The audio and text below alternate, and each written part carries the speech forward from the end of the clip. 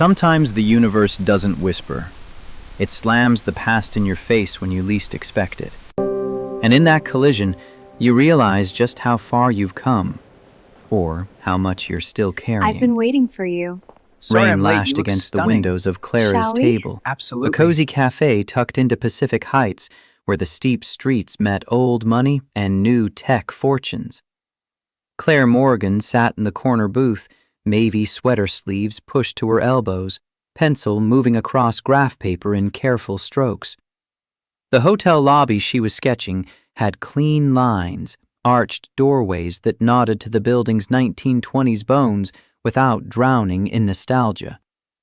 Outside, May rain turned San Francisco into a watercolor, blurred edges, muted grays, the kind of afternoon that made you want to stay inside forever. She didn't look up when the bell above the door chimed, didn't register the shift in air pressure, the way conversations dropped half a decibel. Her cappuccino had gone lukewarm an hour ago, but the design was finally working. Load-bearing walls repositioned, natural light flooding the space, sustainable materials that wouldn't bankrupt the client. Then a shadow fell across her table. Claire's hand stopped mid-stroke. She knew that cologne, something expensive with base notes of cedar and entitlement. Her stomach clenched before her brain caught up, before she lifted her eyes and saw Derek Morrison standing there in a charcoal suit that probably cost as much as her monthly studio rent. 2 years. 2 years since she'd signed the divorce papers with hands that wouldn't stop shaking. Since she'd walked out of their Noe Valley apartment with 3 suitcases and a hollowed-out chest. 2 years of rebuilding herself from scraps. And here he was, tailored, confident, smiling like they were old friends running into each other at a farmer's market. Claire. His voice carried that same smooth warmth she'd once mistaken for kindness. Wow.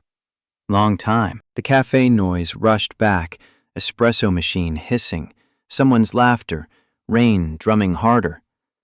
Claire set down her pencil with deliberate care. Derek?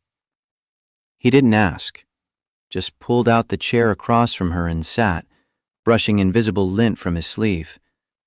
His hair was different, no longer the boyish mess from their college days, but carefully styled, threaded with distinguished gray at the temples. Everything about him screamed success, from the Swiss watch to the Italian leather shoes. You look good. He leaned back, the picture of ease. I heard you moved back into the city. How've you been? Claire's pulse hammered in her throat. She'd run through this scenario 100 times in her head. What she'd say if they crossed paths, how she'd be poised and indifferent, how she'd prove she'd moved on. But sitting here, with his presence filling her small corner of safety, words tangled in her chest. I'm fine. She kept her voice level. Taking things one day at a time. Busy as ever, I bet. He gestured at her sketches. Still doing the architecture thing? The architecture thing.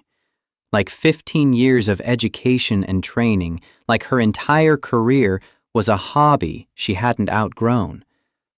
Claire folded her hands on the table, feeling the old, familiar ache. During their marriage, Derek had perfected the art of the backhanded comment, support wrapped in barbed wire. Every project she landed became a question. How much are they paying? Every late night at the studio became an accusation. You care more about buildings than us. Every client she lost became proof she wasn't cut out for this. And she'd believed him. For 8 years, she'd believed him. I'm doing well, actually. She met his eyes. Just won a contract with Sapphire Hotels. 3 boutique properties, sustainable design, adaptive reuse. Something flickered across his face. Surprise, maybe, or calculation. That's great. Really great. He tapped his fingers on the table, a habit she'd forgotten until this moment. I just had a meeting nearby with a client. $50 million development deal. Vanessa, my fiancée, she's been swamped too. Corporate law, you know how it is. There it was. Vanessa, the co-worker he'd mentioned too often in their final year of marriage. The brilliant attorney, the one who made partner at 32 while Claire was still struggling with small residential clients.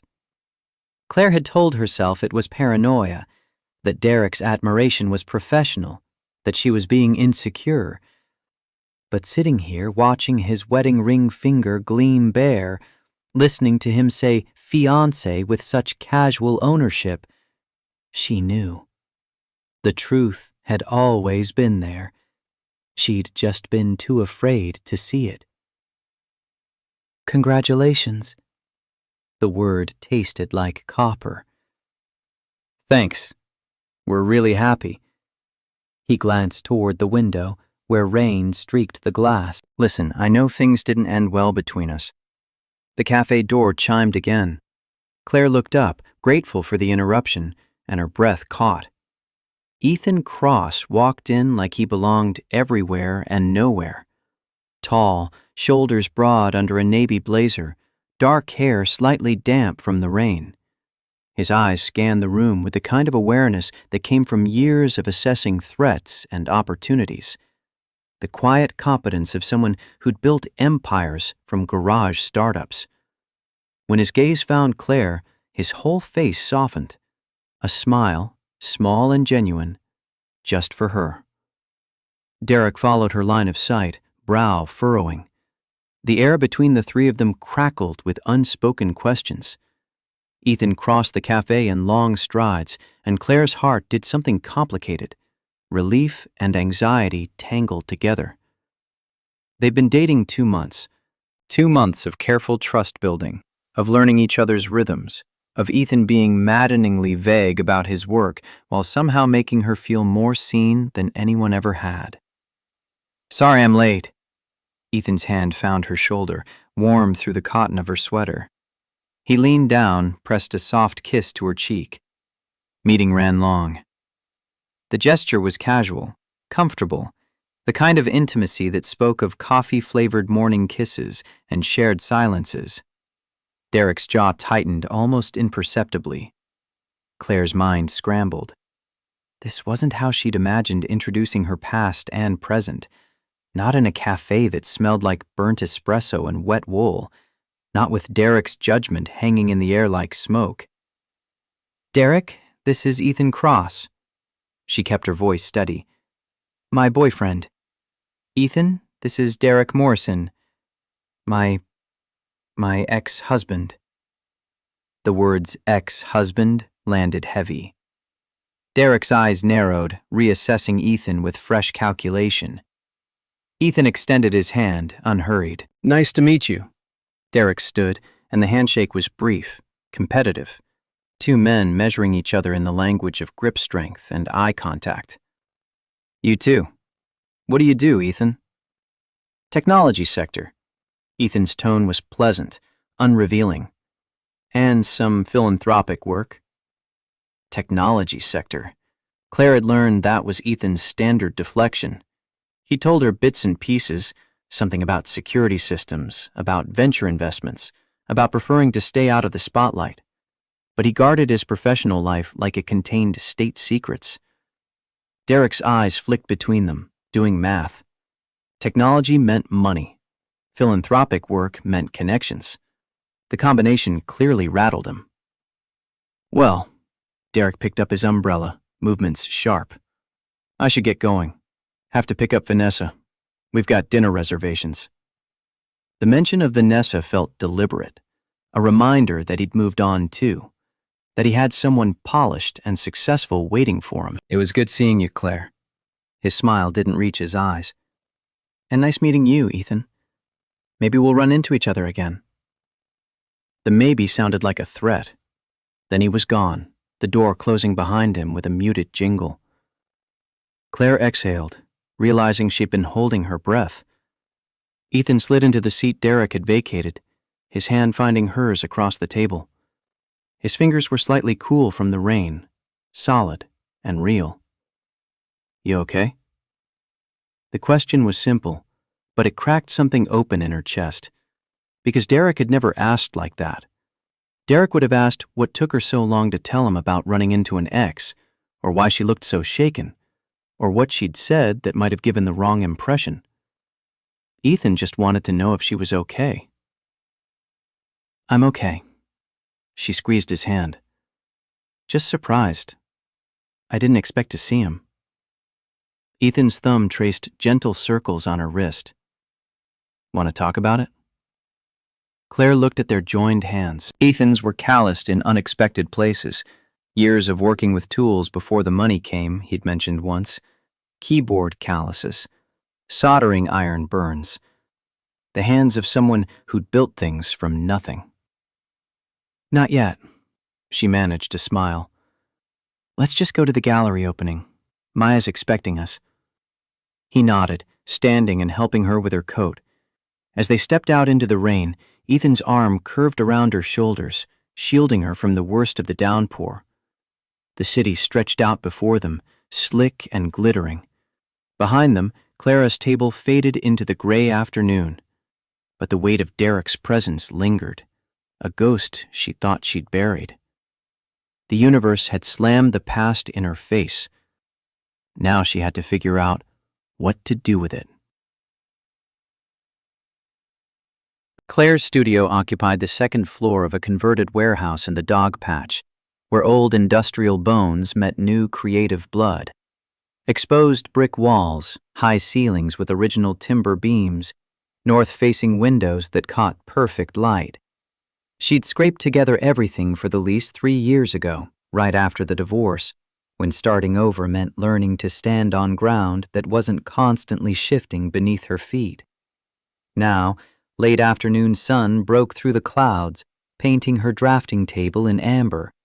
The Sapphire Hotel's presentation boards leaned against the far wall, 3 properties, each with its own character, each demanding she balance preservation with innovation. Her phone buzzed. Maya Chen, her best friend since grad school, now a rising curator at a contemporary art gallery in the Mission. "Did you see the article in the Chronicle about Derek's engagement party? Apparently it's going to be huge. You okay?" Claire stared at the text. She'd been avoiding news about Derek like you'd avoid checking an old wound, knowing it was healing, but not wanting to confirm how much scar tissue remained. She typed back, "I'm fine. We ran into each other yesterday. I had no idea about any party." The response came immediately. "He's totally showing off. Vanessa, word is she's from serious money. Richard Hartford's daughter. If you need backup, I'm your girl." Claire set the phone down, her throat tight. Derek had always been obsessed with status, with climbing, with being seen. Their 10th anniversary, the one they'd never reached, he'd talked about a vow renewal. Something intimate, he'd said. Just family and close friends. Something real. Now he was throwing a society spectacle for his new fiancée, someone whose father's name opened doors Derek could only dream about. The bitterness surprised her. She'd thought she was past this. Her laptop dinged, email notification. Claire clicked, expecting a vendor quote or client question. Instead, the sender made her stomach drop. Sapphire Hotels Group. Subject, Contract Expansion Proposal. "Ms. Morgan, the board was extremely impressed with your presentation yesterday. Your approach to sustainable adaptive reuse aligns perfectly with our brand values. We'd like to discuss expanding the contract from 3 properties to 8, with a corresponding budget increase. Please call to schedule a meeting at your earliest convenience. Best regards, Robert Chen, CEO, Sapphire Hotels Group." Claire read it twice. 8 properties. This was the kind of contract that could transform Morgan Design from a boutique studio into a real firm. The kind of opportunity Derek used to tell her she'd never land because she wasn't aggressive enough, wasn't connected enough, wasn't enough. She sat alone in her studio, light slanting through industrial windows, and felt tears prick her eyes. Not sadness, something closer to vindication mixed with loneliness. She'd won, but there was nobody here to celebrate with. Her phone lit up again. Ethan. How did the presentation go? I'm betting you crushed it. Dinner tonight to celebrate? I'll cook. Claire smiled through the blur. Somehow Ethan had known she had the pitch today, even though she couldn't remember mentioning it. He paid attention like that, quietly cataloging details, remembering what mattered to her. It went better than expected, she typed. Dinner sounds perfect. See you at 6? The response was immediate. Can't wait. And Claire, whatever happened with your ex, you're not that person anymore. You're exactly who you were meant to become. She stared at the words until they blurred. Ethan had this way of saying exactly what she needed to hear, like he could see through her skin to the doubts still lodged in her bones. The afternoon dissolved into emails and material samples and phone calls with contractors. When Claire finally looked up, the sun had dropped low, painting the city in rose gold. She packed her messenger bag, locked the studio, and headed to Ethan's penthouse in Russian Hill. The building was modern glass and steel, all clean lines and understatement, the kind of place that whispered wealth rather than shouting it. Claire had been surprised the first time she'd visited. She'd expected something flashier for a tech entrepreneur.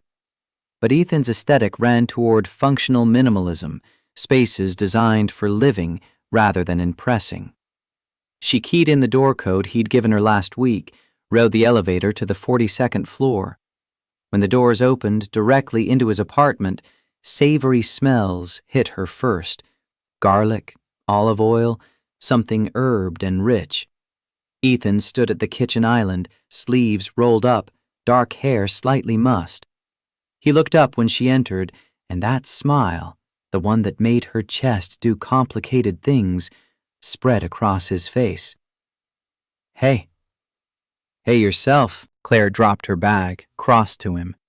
He turned from the stovetop, hands finding her waist, and kissed her properly. She tasted wine on his lips, felt the warmth of him seep into her rain-chilled bones. When they pulled apart, she glanced at the stove. What are you making? Aglio e olio. Pasta, garlic, olive oil, red pepper flakes. My mom's recipe from when we were broke, and it was all we could afford. He returned to stirring, movements economical. Figured it's a good night for comfort food. Claire settled onto a bar stool, watching him work. Ethan cooked like he did everything else, with quiet competence, no wasted motion. She'd learned he stress cooked, that late nights building Crosstech had been fueled by whatever he could throw together from dollar store ingredients. The kitchen was open to the living room, floor-to-ceiling windows showcasing the Bay Bridge's lights beginning to sparkle in the dusk. But Claire's attention caught on something she hadn't noticed before. A workbench in the corner, scattered with tools and circuit boards and what looked like a partially disassembled server. Ethan followed her gaze. Sorry about the mess. I've been tinkering. With what? Old habits. He plated the pasta, drizzled it with the garlic-infused oil. When I was in college, I paid rent fixing computers.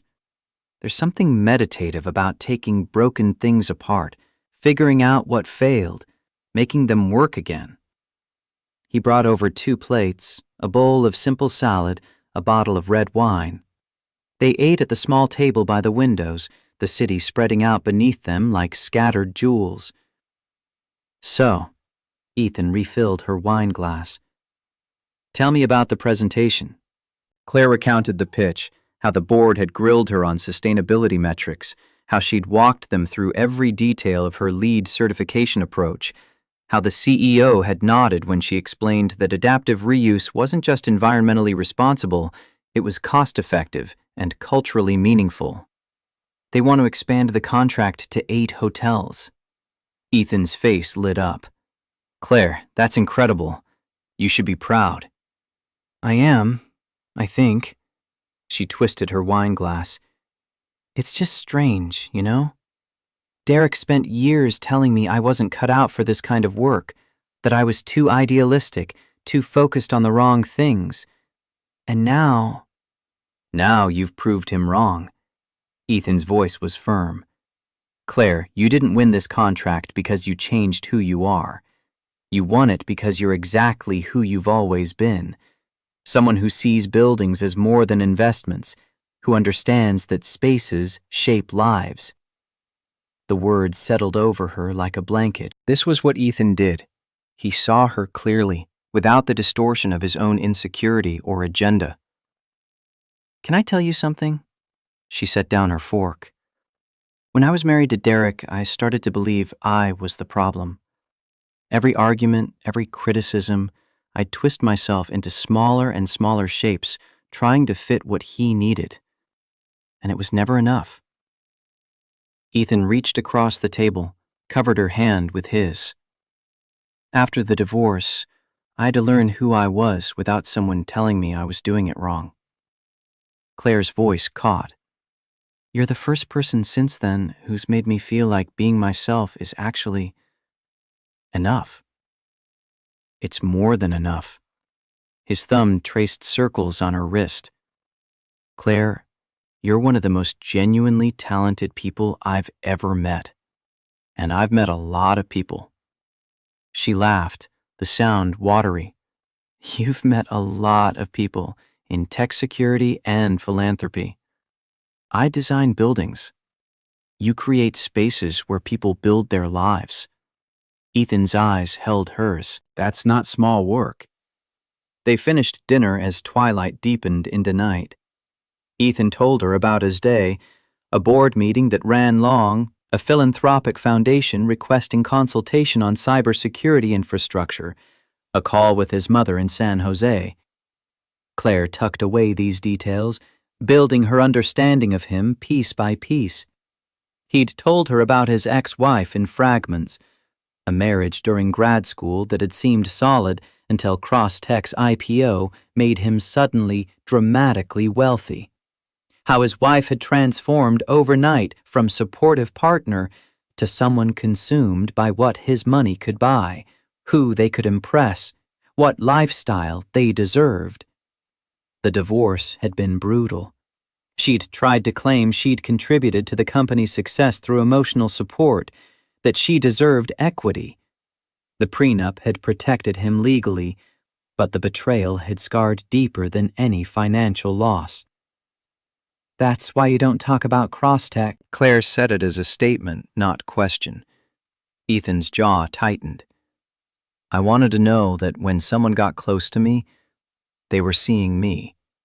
Not the bank account, not the connections, just me. Is that why you didn't tell me? The question had been building for days. About how successful you really are?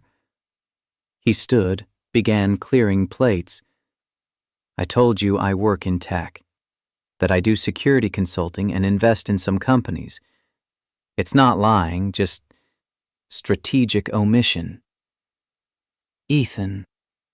He paused, hands full of dishes. When he looked at her, vulnerability cracked through his usual composure. You didn't Google me. For weeks, you didn't look me up, didn't ask invasive questions about my portfolio or my exits. You asked about my mom, about what I liked to read, about why I started coding in the first place. He set the dishes down carefully. Do you know how rare that is? How fucking rare it is to meet someone who just wants to know who you are? Claire's chest ached. She thought about Derek, who'd treated her career like a hobby, her dreams like character flaws. And here was Ethan, terrified she'd reduce him to his net worth. I didn't Google you because I trusted you to tell me what mattered. She crossed to him. And because I liked getting to know you slowly. The real you. The real me is a guy who stress cooks pasta and still fixes computers when I'm anxious. He pulled her close. Who built a company from a garage because I couldn't afford not to. Who's probably too careful with people because I've been burned. Claire wrapped her arms around him. The real you is someone who listens when I talk about load-bearing walls without his eyes glazing over. Who remembers presentation dates I didn't tell you about. Who makes me feel like taking up space isn't a character flaw. They stood there as the city glittered beyond the windows. Two people learning to trust again after betrayal had taught them the cost. Later, curled on the couch with herbal tea, Claire's phone buzzed. She glanced at the screen and froze. Unknown number.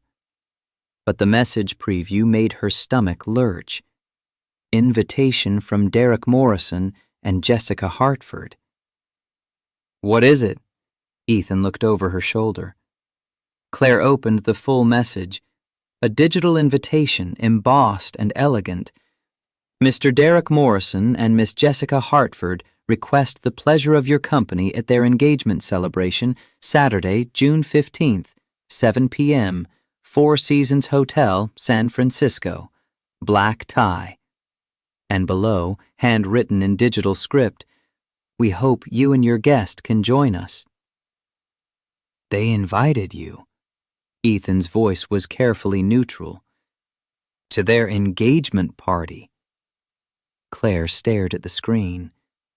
Jessica Hartford? She'd Googled the name after Maya's text.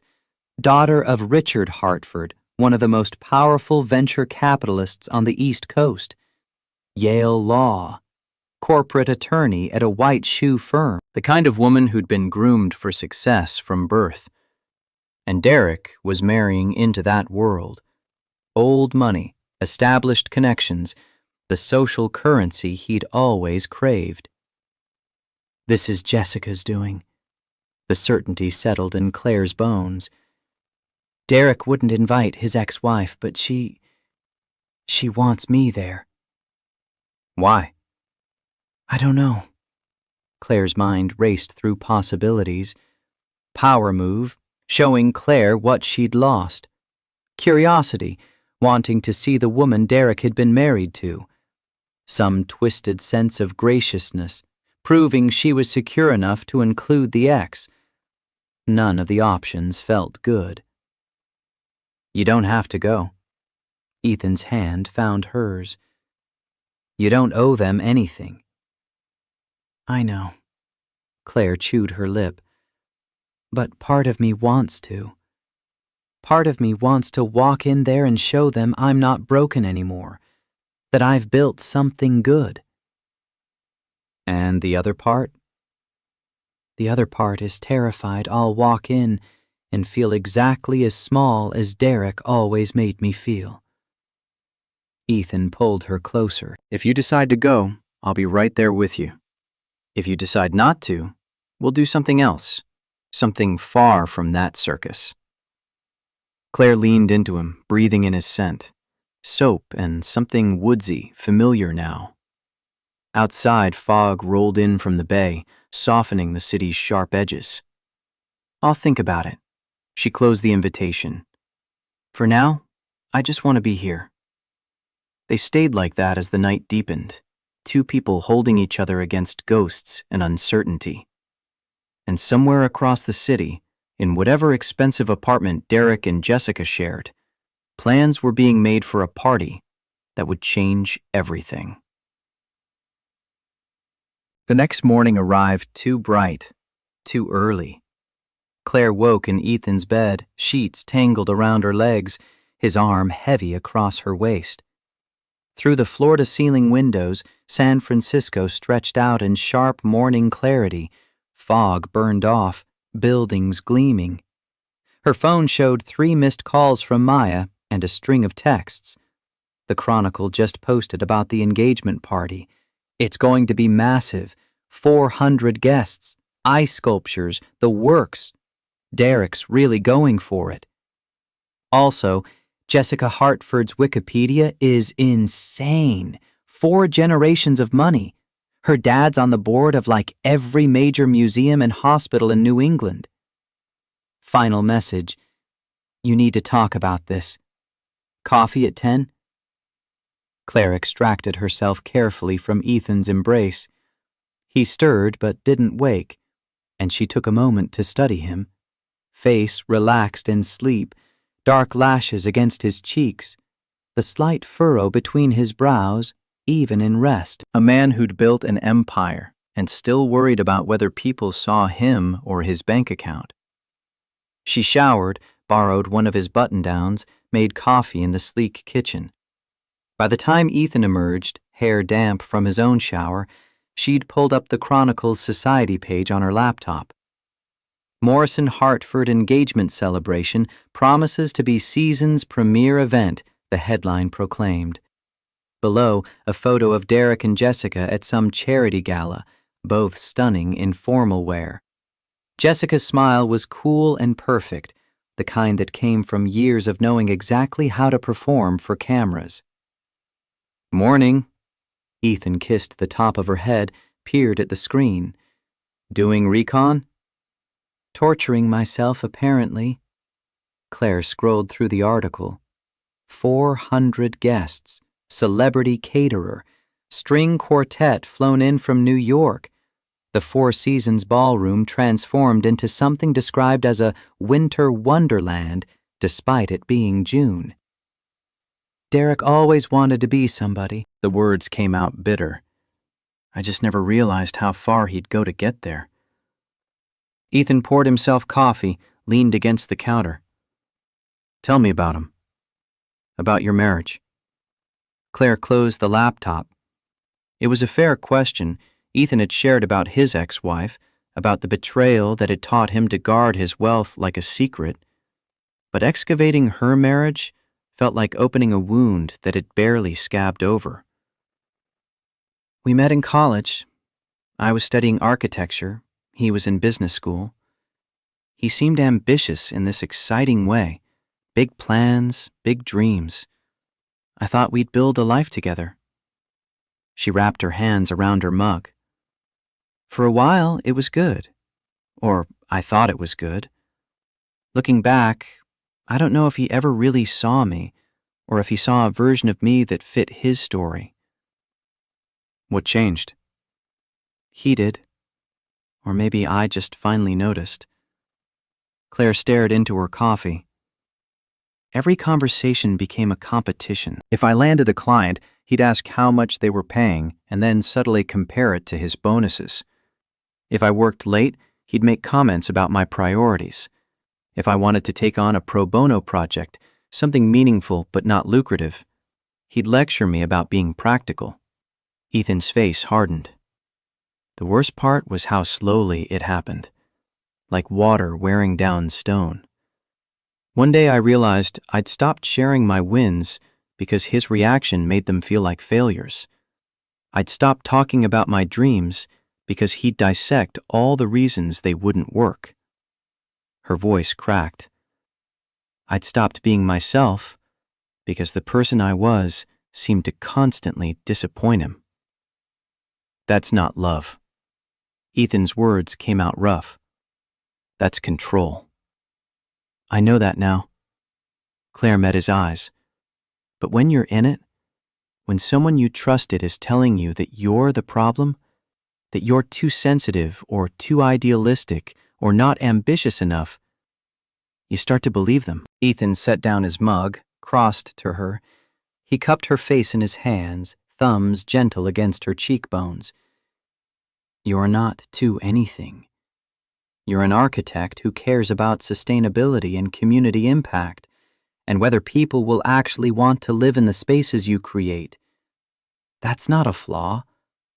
That's integrity. The words unlocked something in her chest. Claire realized she'd been holding her breath, waiting for the but. But you could be more practical. but you should focus on profitability. But maybe Derek had a point. Ethan offered no buts, just steady certainty that she was enough exactly as she was. Thank you, she kissed him softly, for seeing me. Always. They made breakfast together, scrambled eggs, toast, fruit. Ethan moved around the kitchen with the ease of someone who'd fed himself through late-night coding sessions and startup scrambles. He told her about learning to cook from his mother, a teacher who'd stretched a modest salary to raise him alone after his father left when Ethan was 12. She used to say that a man who can't feed himself is just a boy playing dress-up. He smiled at the memory. So she taught me. Not fancy stuff, just the basics. How to make pasta from scratch when money was tight. How to roast a chicken so the leftovers lasted 3 days. How to build something good from what you have. Is that how you approach everything? Claire asked. Building from what you have? Pretty much. He topped off her coffee. Crosstech started in my mom's garage with $5,000 I'd saved from fixing computers. I couldn't afford to hire anyone, so I learned to do it all myself. Coding, security testing, client relations. When the company grew, I hired people who had the same mentality, scrappy, resourceful, more interested in solving problems than collecting titles. This was the most he'd shared about Crosstech. Claire filed away the details, adding them to her growing understanding of the man who stress-cooked and tinkered with circuit boards, and somehow made her feel like she'd been waiting her whole life to be seen this clearly. Her phone buzzed. Maya, persistent. Coffee, 10 a.m. Blue bottle on Valencia. Don't make me come find you. Claire showed Ethan the text. I should probably go. She'll worry if I don't. Go. He kissed her forehead. I have a board meeting at 11 anyway. But Claire, whatever you decide about the engagement party, I meant what I said. I'll be there with you. Or we'll be somewhere else. Your choice. She gathered her things, still wearing his shirt over yesterday's jeans. At the door, she turned back. Ethan, how did you know about my Sapphire presentation? I don't remember telling you when it was. Something flickered across his face, caught maybe, or pleased she'd noticed. You mentioned it 3 weeks ago. Said you were nervous because it was the biggest pitch you'd done since starting the studio. I put it in my calendar. You put my presentation in your calendar? Of course I did. He said it like it was obvious. It matters to you, so it matters to me. Claire's throat tightened. Derek had forgotten her birthday twice, had missed her gallery showing of thesis work in grad school, had never once asked how a client meeting went unless he could use it to make a point about her career choices. And here was Ethan, quietly tracking the things that shaped her world. I'll see you tonight. Her voice came out rough. Wouldn't miss it. The elevator ride down felt like descending from some alternate reality where men listened and remembered and treated your work like it had value. By the time Claire stepped onto the Valencia Street sidewalk, the morning had turned overcast again.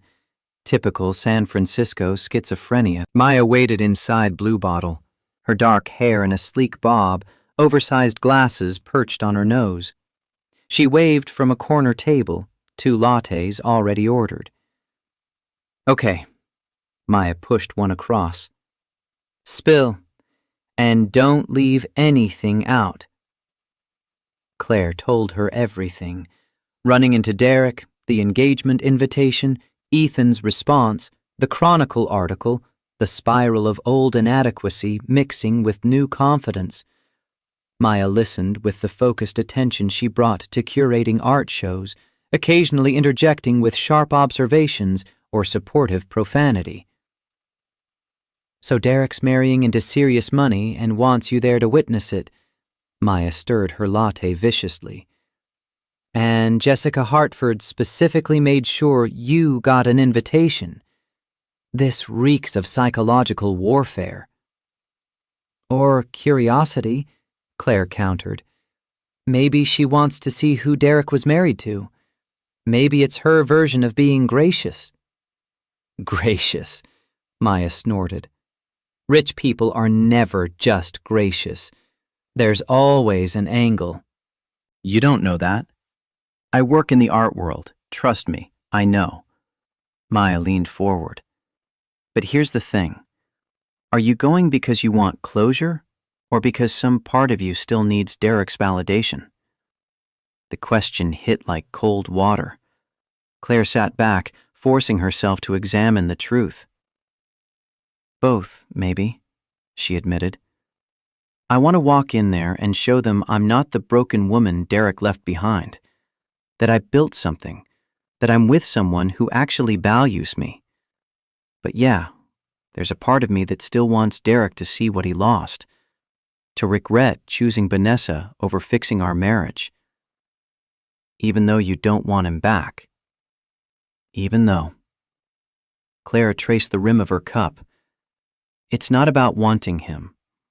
It's about wanting him to finally admit I wasn't the problem.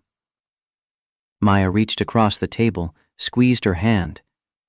You weren't the problem. You know that, right? Intellectually, yes. Emotionally, Claire shrugged. I'm still working on it. They sat in comfortable silence, the cafe humming around them with the Friday morning crowd, freelancers on laptops, parents with strollers, the beautiful chaos of the mission. Tell me about Ethan. Maya's eyes gleamed. The man who remembered your presentation date and cooks you comfort pasta? I'm deeply invested in this relationship. Claire felt her face warm. I don't even know how to describe it. He makes me feel like taking up space isn't a character flaw. Like my work matters. Like I matter. That's called being treated like a human being, Maya said dryly. The bar is so low it's in hell. I know, but after Derek it feels revolutionary. What does Ethan do, exactly? You've been vague. Claire realized she didn't have a clear answer. Technology. Security systems, I think. Venture capital? He's intentionally private about it. Maya's fingers flew across her phone. Ethan Cross. Tech security. San Francisco. She paused, eyes widening. Holy shit. What? Maya turned her phone around. The screen showed a Forbes article. The Quiet Billionaire. Ethan Cross and the Rise of Cross-Tech Security. Claire's vision tunneled. She skimmed the article. Founder and CEO. Company valuation over $3 billion. Principal investor in 14 companies spanning AI, renewable energy, and digital infrastructure. Estimated personal net worth, $2.3 billion. Billion. With a B. Did you know? Maya's voice seemed to come from very far away. Claire shook her head mutely. Technology sector, philanthropic work, strategic omissions that were starting to feel like lies. He's been dating you for 2 months and didn't mention he's a billionaire? Maya's expression cycled through shock to concern. Claire, that's a pretty big thing to leave out.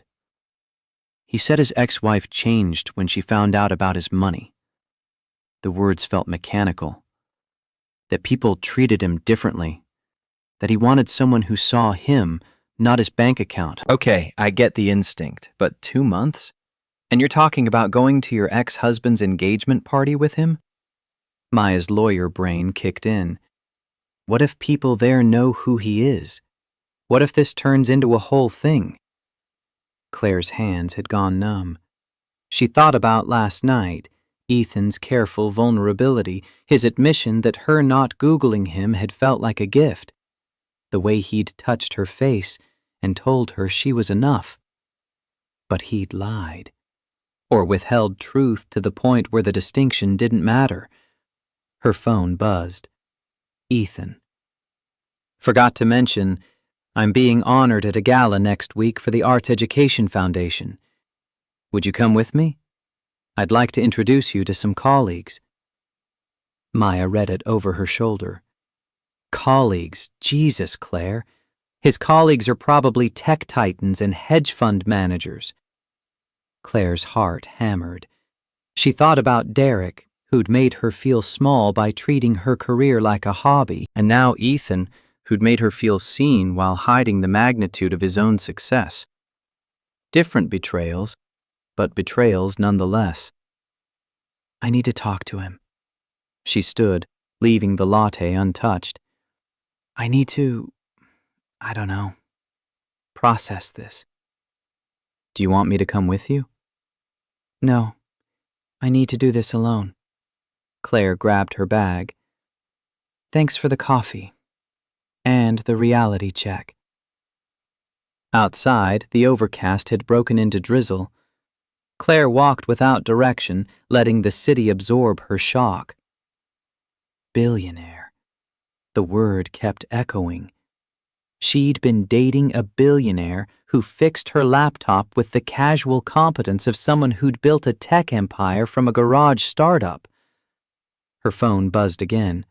This time, an unknown number. Ms. Morgan? This is Jessica Hartford. I hope this isn't inappropriate, but I was hoping we could meet for coffee. There's something I need to discuss with you. Privately. Before the engagement party. Claire stopped in the middle of the sidewalk, rain dampening her borrowed shirt. The universe wasn't just slamming the past in her face. It was orchestrating an entire collision course. She looked at both messages, Ethan's invitation to his world, Jessica's mysterious request. Two paths forward, both fraught with complications. Behind her, the cafe where Maya waited. Ahead, the studio where work waited. Above, clouds threatening to open up completely. Claire took a breath and typed back to Jessica. When and where? Sometimes you had to walk straight into the chaos to find your way through. The terrace at Ethan's penthouse caught the afternoon light like a prism, scattering gold across glass and steel. Claire stood at the railing, 42 stories above the city, watching fog creep through the Golden Gate. Behind her, the sliding door whispered open. I wondered when you'd ask. Ethan's voice carried no defensiveness, just quiet resignation. Claire didn't turn. 2 months. We've been together 2 months, and you let me think you were just some guy who did tech consulting. I am some guy who does tech consulting. He moved beside her, hands in his pockets. That part's true. You're a billionaire, Ethan. Your company is worth more than most small countries' GDP. That's not a detail you forget to mention. The wind picked up, carrying the salt brass scent of the bay. Below, the city moved in its endless rhythm, cars threading through streets, people small as ants, lives intersecting and diverging. My ex-wife found out about the IPO from a news alert. His jaw worked. We were married 18 months. I'd known her for 3 years before that, and the second those numbers went public, everything changed.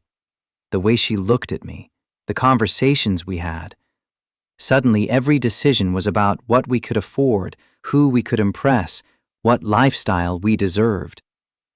Claire's grip tightened on the railing. She started planning this life. $8 million house in Pacific Heights, matching Teslas, memberships at clubs I'd never heard of. When I said I wanted to stay in our apartment, keep things simple, she accused me of being ashamed of success. Of her. He exhaled slowly. The divorce took 6 months. She tried to claim emotional support constituted contribution to the company's growth. The prenup protected me legally, but watching someone I loved transform into someone I didn't recognize, that stays with you. So you lied to me, I withheld context. His hands flexed. Which I know isn't better, but it's the truth. I told you I work in technology. I told you about security systems and venture investments. I told you I prefer staying out of the spotlight. All true. You told me half-truths. Claire finally faced him. And you let me walk into your world blind. That gala next week? Were you planning to warn me before I showed up and realized I was dating someone Forbes writes profiles about? Guilt flickered across his features. I was going to tell you. That's why I invited you to the gala. I wanted you to see that world, meet those people, and then I'd explain everything. If you still wanted me after that, I'd know it was real. You don't get to decide what I can handle. Her voice shook. You don't get to test me without my knowledge. That's manipulation, Ethan. Just because it comes from fear instead of malice doesn't make it okay. He flinched like she'd struck him. The silence stretched, filled with unspoken words and the distant sound of the city. You're right. He said it simply. I was scared. After my ex, after watching people change when they found out about the money, I got careful. Maybe too careful. But that's not your fault. And you deserved honesty from the start. Claire's anger warred with understanding. She thought about her own fears, the ways Derek's betrayal had made her guarded and defensive, how she'd spent 2 years learning to trust again, building walls that Ethan had somehow slipped past. I didn't Google you because I trusted you. The admission hurt coming out. I thought we were building something based on who we actually are, not who we present to the world.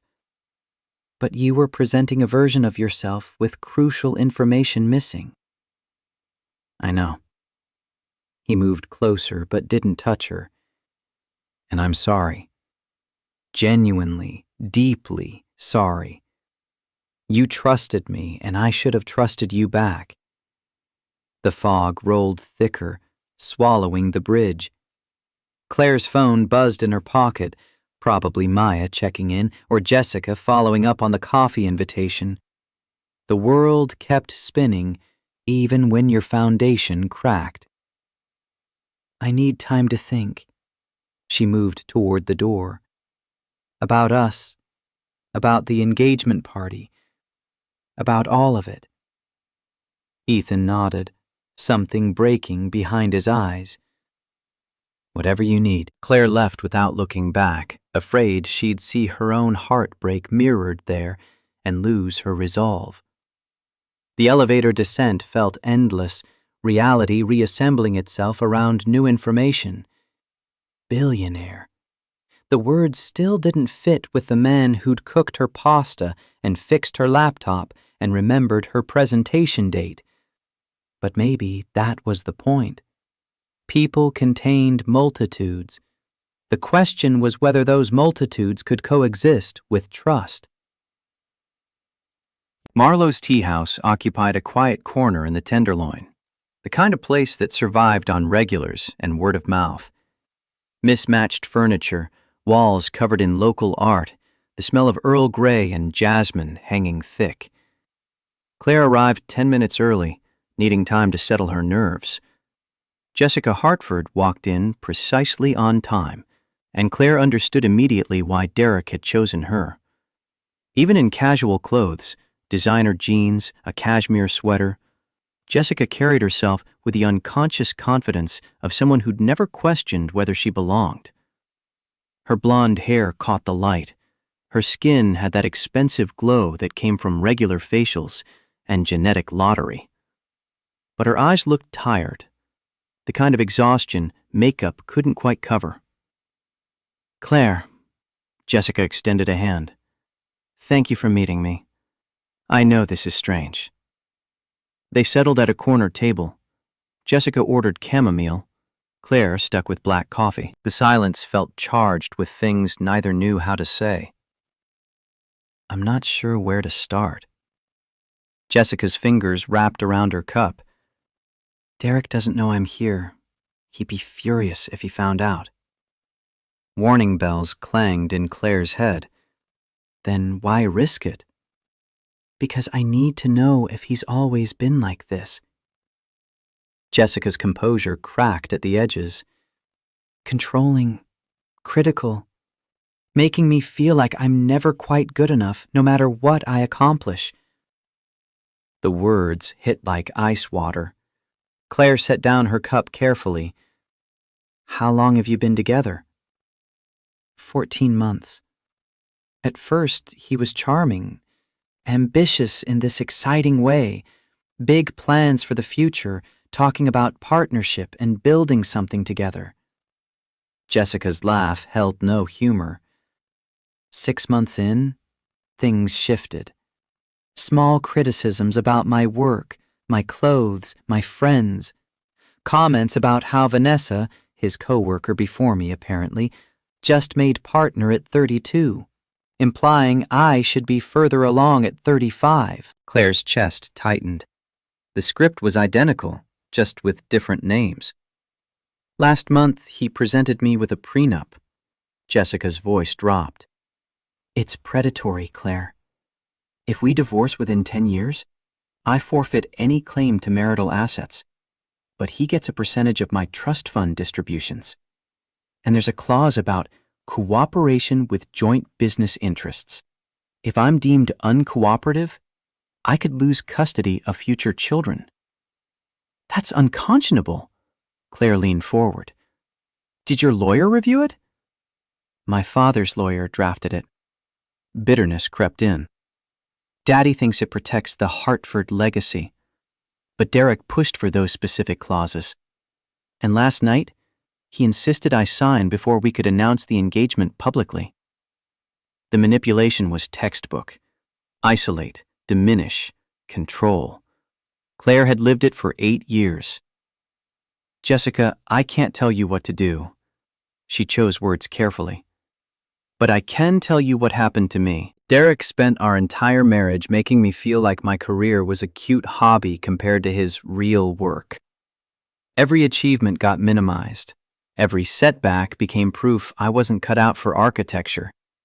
By the time we divorced, I'd stopped believing in myself entirely. Jessica's eyes glistened. How did you get out? I didn't. He left me. The admission still stung. But looking back, that might have been the best thing that happened, because it forced me to rebuild without his voice in my head telling me I was doing it wrong. And now, Jessica gestured vaguely, you seem together, successful. Now I have a studio I love and contracts that Derek said I'd never land. I'm with someone who treats my work like it matters. Claire paused. Most days, I feel like I'm still proving something to the ghost of who I was in that marriage. But I'm getting there. Jessica pulled out her phone, swiped through screens, turned it toward Claire. 2 weeks ago, I overheard Derek on a call. He was talking to someone about leveraging the Hartford name for the Milestone Tower deal. Claire recognized the project name, a $300 million luxury high-rise that had been stalled for 18 months over zoning disputes. She pulled the phone closer, scanning the notes Jessica had typed.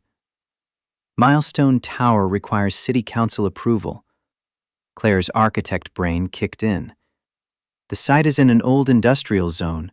Environmental impact reports are mandatory. If Derek's cutting corners, he mentioned having inside connections to push it through. Jessica retrieved her phone. I thought it was just networking. But the way he phrased it, talking about my father's firm handling certain payments. Jessica, Claire's voice sharpened. If Derek is bribing city officials or falsifying environmental reports, that's not just unethical. That's criminal fraud. I know. Jessica's hands trembled. That's why I needed to talk to you. You understand him. You've seen what he's capable of. I need to know if he's always been willing to cross ethical lines, or if this is new. Claire thought back through 8 years of marriage. Derek had been ambitious, competitive, willing to bend rules to get ahead. But outright fraud? She'd never seen evidence of it, though absence of evidence wasn't evidence of absence. Derek always cared more about winning than how he won, she said finally. Whether that extends to criminal behavior, I can't say. But if you have suspicions about Milestone Tower, you should document everything. He keeps files at home, in his office. Jessica's voice barely registered. I could access them. No. Claire's response was immediate. If Derek's involved in something illegal, you don't want to be implicated, and you definitely don't want to get caught snooping. Then what do I do? Desperation bled through Jessica's polished exterior. I can't marry him. Not after hearing that call, not after the prenup, not after months of feeling like I'm failing some test I didn't know I was taking. But my father's already sent 400 invitations. He sees this as a business alliance. If I back out now, you'll survive. Claire reached across the table. I know it doesn't feel like it, but you will. And better to survive with your integrity intact than to marry someone who makes you doubt yourself. Jessica nodded slowly, tears finally spilling over. They sat in the tea house as afternoon light shifted, two women connected by the same man's capacity for emotional manipulation. The engagement party is in 3 days. Jessica wiped her eyes. I'm going to confront him. Tell him I want to postpone the wedding until I'm comfortable with the prenup terms. Be careful. Claire's stomach nodded. Derek doesn't handle challenges well, especially if he feels cornered. I have to try. Jessica stood, composure reassembling itself. And Claire, about the invitation. I wanted you there because I needed to see that it was possible to survive him, that there's life on the other side. After Jessica left, Claire sat alone with cold coffee and the weight of knowledge she couldn't unknow. If Derek was bribing officials, falsifying environmental reports, people could get hurt. Buildings erected on contaminated soil, families poisoned by toxins Derek had covered up for profit. Her phone buzzed. Ethan, I understand if you need space. Just want you to know I'm here when you're ready to talk. No pressure. Claire stared at the message. 24 hours ago, she'd felt like she was building something real with someone who saw her clearly. Now everything felt complicated, shadowed by omissions and revelations. She typed back, Can we meet tonight? Your place? The response came immediately. Of course. I'll order from that Thai place you like. Simple, straightforward. The Ethan she'd been falling for, who remembered her preferences and showed up when he said he would. But he was also Ethan Cross, billionaire tech founder, someone who'd built an empire while she was struggling to keep a small studio afloat. The contradiction made her headache. Maya called as Claire walked back to the studio. Please tell me you didn't agree to go to that engagement party? Jessica Hartford just told me Derek might be committing fraud.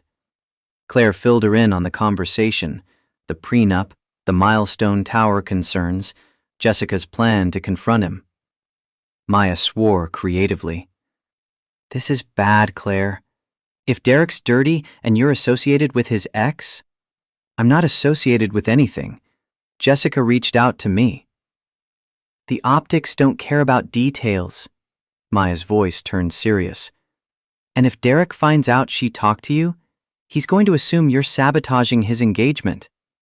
Rich men with fragile egos are dangerous when cornered. Claire reached the studio, let herself into the familiar space. Afternoon light slanted through industrial windows, illuminating dust motes and half-finished sketches. I can't just ignore this. She sank into her desk chair. If Derek's falsifying environmental reports, that building could hurt people. So you call the EPA, or the city. You don't get personally involved. It's not that simple. It really is. Maya's tone softened. Claire, I love that you want to help. But Jessica Hartford is not your responsibility. Derek's crimes, if there are crimes, are not your burden to expose. You got out. Stay out. The advice was sound, practical, everything Claire's logical brain agreed with. But her gut churned with the memory of Jessica's desperate eyes, the recognition of her own past pain reflected there. And beneath that, the architect's knowledge that falsified environmental reports could mean families breathing in PCBs, children developing cancers, lives destroyed by someone else's greed. I'll be careful, Claire promised, but I can't pretend I don't know. After they hung up, Claire opened her laptop and searched for Milestone Tower. The project website showed glossy renderings, luxury condos, rooftop gardens, sustainable features. All the right buzzwords to get progressive San Francisco on board. She dug deeper, finding the environmental impact report filed with the city. The soil contamination data showed PCB levels at 12 parts per million, well below the EPA safety threshold of 50. Something nagged at her. She pulled up geological survey archives, searched for the site's industrial history. Bingo! A textile factory had operated there from 1950 to 1987, before EPA regulations tightened. The factory had been cited multiple times for improper chemical disposal. Claire cross-referenced with public records. The original 2019 survey showed PCB contamination at 340 parts per million, nearly 7 times the safety limit. But the report Derek's development team submitted showed 12. Someone had falsified the data. And if that building got constructed, hundreds of families would move into poison. Her hands shook as she compiled screenshots, saved documents. This wasn't just marriage drama or engagement party politics. This was potential manslaughter on a mass scale. The studio door opened. Claire jumped, heart hammering. Ethan stood in the doorway, takeout bags in hand. Sorry, you said tonight, but I thought maybe we could eat here. I brought pad thai and spring rolls. The gesture, showing up early with food, reading her need for familiar space, cracked something in Claire's chest. She gestured him in, closing the laptop. They ate at her drafting table, the studio filling with the smell of basil and lime. Ethan didn't push for conversation, just offered her shrimp crackers and refilled her Thai iced tea. The comfortable silence reminded her why she'd fallen for him in the first place. I talked to Jessica Hartford today. Claire broke the quiet. Derek's fiancé. Ethan's eyebrows rose. Voluntarily? She reached out, wanted to know if Derek's always been controlling and manipulative. Claire pushed rice around her plate. Turns out he's running the same playbook. Different woman, same tactics. How'd she find you? My contact information isn't hard to track down. I have a business website. Claire set down her fork. But that's not the concerning part. She overheard Derek talking about bribing city officials for a development deal, and I found evidence he falsified environmental reports. Ethan went very still. What kind of evidence? Claire showed him the documents, walking through the discrepancies between the original geological survey and the report submitted to the city. He listened with the focused intensity she'd seen when he worked on complex problems, his tech security background making him attuned to data manipulation. This is felony fraud. His voice was level but hard. If that building gets constructed, people will get sick. Die, potentially. I know. So we take it to the FBI. Tonight. Claire blinked. We? Claire, this is evidence of federal crimes. Bribery, fraud, endangering public safety. He pulled out his phone. I have contacts at the Bureau. We can have agents reviewing this by morning. If we do that, Jessica gets dragged into the investigation. Claire's stomach twisted. Her father's firm processed payments, Derek mentioned. She could be implicated. She's already implicated by association. Ethan's jaw set. But that's not a reason to sit on evidence of corruption. I'm not suggesting we ignore it. I'm saying we give Jessica time to decide what she wants to do. Claire met his eyes. It's her life, her family, her choice whether to be the whistleblower. And if she chooses not to? If she's too scared or too invested in protecting her father? Ethan's hands flexed. How many people have to get poisoned before we decide their safety matters more than Jessica Hartford's comfort? The argument was sound. Ethically, legally, morally sound. But Claire couldn't shake the image of Jessica's desperate face, the echo of her own trapped feeling in Derek's orbit. 48 hours. She heard herself say it. We give Jessica 48 hours to come forward voluntarily. If she doesn't, then we take it to the authorities ourselves. Ethan was quiet for a long moment. I built Crosstech on absolute integrity. When I see fraud, especially fraud that puts lives at risk, every instinct says expose it immediately. I know, but Jessica deserves agency. She's not the criminal here. Neither were you, but you got caught in Derek's blast radius anyway. His voice softened. I'm trying to protect you, Claire. If this goes public and it comes out that you had evidence and didn't immediately report it, then I'll deal with that. Claire stood, began pacing. I spent 8 years having Derek make decisions for me because he thought he knew better. I won't let fear make me into someone who abandons people who need help. Ethan watched her move through the studio, late sun painting her in amber. When he spoke again, his voice carried a different weight. You're right. I'm sorry. I was pushing my perspective without considering yours, and that's exactly what you called me out for this morning. He ran a hand through his hair. 48 hours. We give Jessica the choice, and if she doesn't act, we do.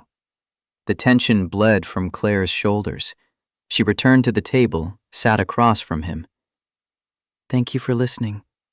Thank you for not letting me bulldoze you. A rueful smile. I get protective when people I care about might be at risk, sometimes to the point where I forget they're capable of assessing their own danger.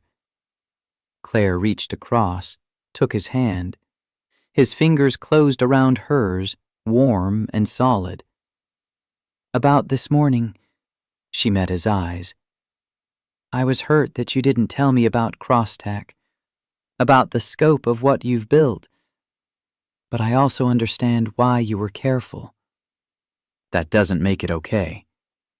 No, but it makes it human.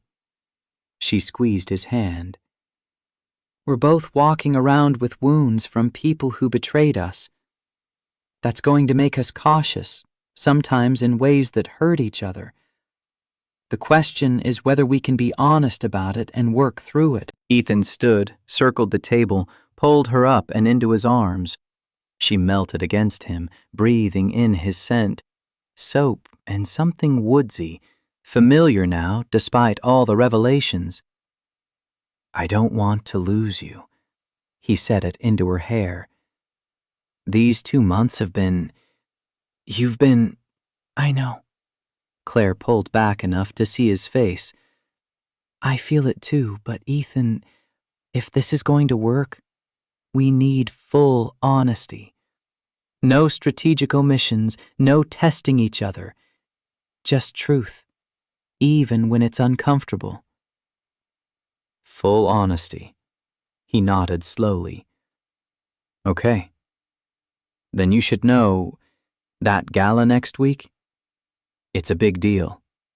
Press, photographers, people from every sector of tech and philanthropy. If you come with me, you'll be stepping into public visibility as my girlfriend.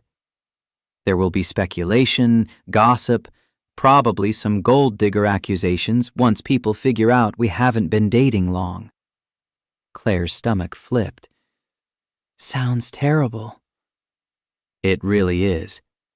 A hint of humor crept into his voice. But I want you there.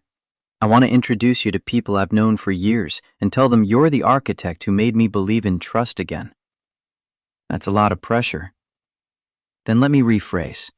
He cupped her face gently. I want you there because you make me better. Because when I'm with you, I remember why I started all this. To build things that matter with people who matter. And you matter, Claire. More than I expected to feel again. The words settled over her like a promise. Outside, the city shifted into dusk, lights beginning to sparkle across the hills. I'll go, Claire decided. To the gala and to Derek's engagement party. Because I'm done hiding from my past or being afraid of the future. Even though both events are probably going to be disasters. Especially because of that, she smiled. Besides, what's the worst that could happen? The question hung in the air, tempting fate. They both knew the answer. Exposure, humiliation, the kind of social carnage that came from mixing old wounds with new revelations. But sometimes you had to walk through fire to find out what survived the burning. The next 48 hours passed in a blur of work and waiting. Claire threw herself into the Sapphire Hotel's expansion, refining designs and meeting with contractors. Ethan texted throughout, checking in without crowding her, sharing small moments from his day, proving he could give her space while staying present. Jessica didn't call. On Friday morning, Claire woke in Ethan's bed to find him already up, coffee brewing in the kitchen. Through the windows, fog blanketed the city in pearl gray. 24 hours until the engagement party. Ethan handed her a mug. Still planning to go? Are you trying to talk me out of it? I'm trying to make sure you've thought it through. He leaned against the counter. Derek's going to be territorial. Jessica's going to be a mess. And when people find out I'm there... His phone buzzed. Then again. Then a third time in rapid succession. Ethan checked the screen and his expression went carefully neutral. We should probably talk about something. Claire's stomach dropped. What happened? He turned his phone toward her. The San Francisco Chronicle's Society page showed a photo from last night's tech industry mixer, Ethan in a suit, shaking hands with the mayor, looking every inch the billionaire philanthropist he was. The caption read, Ethan Cross, Cross-Tech Security Founder at the Digital Innovation Awards. Sources report Cross has been seeing someone new, rumored to be architect Claire Morgan, ex-wife of Morrison Development's Derek Morrison, who's set to marry venture capitalist Richard Hartford's daughter this weekend.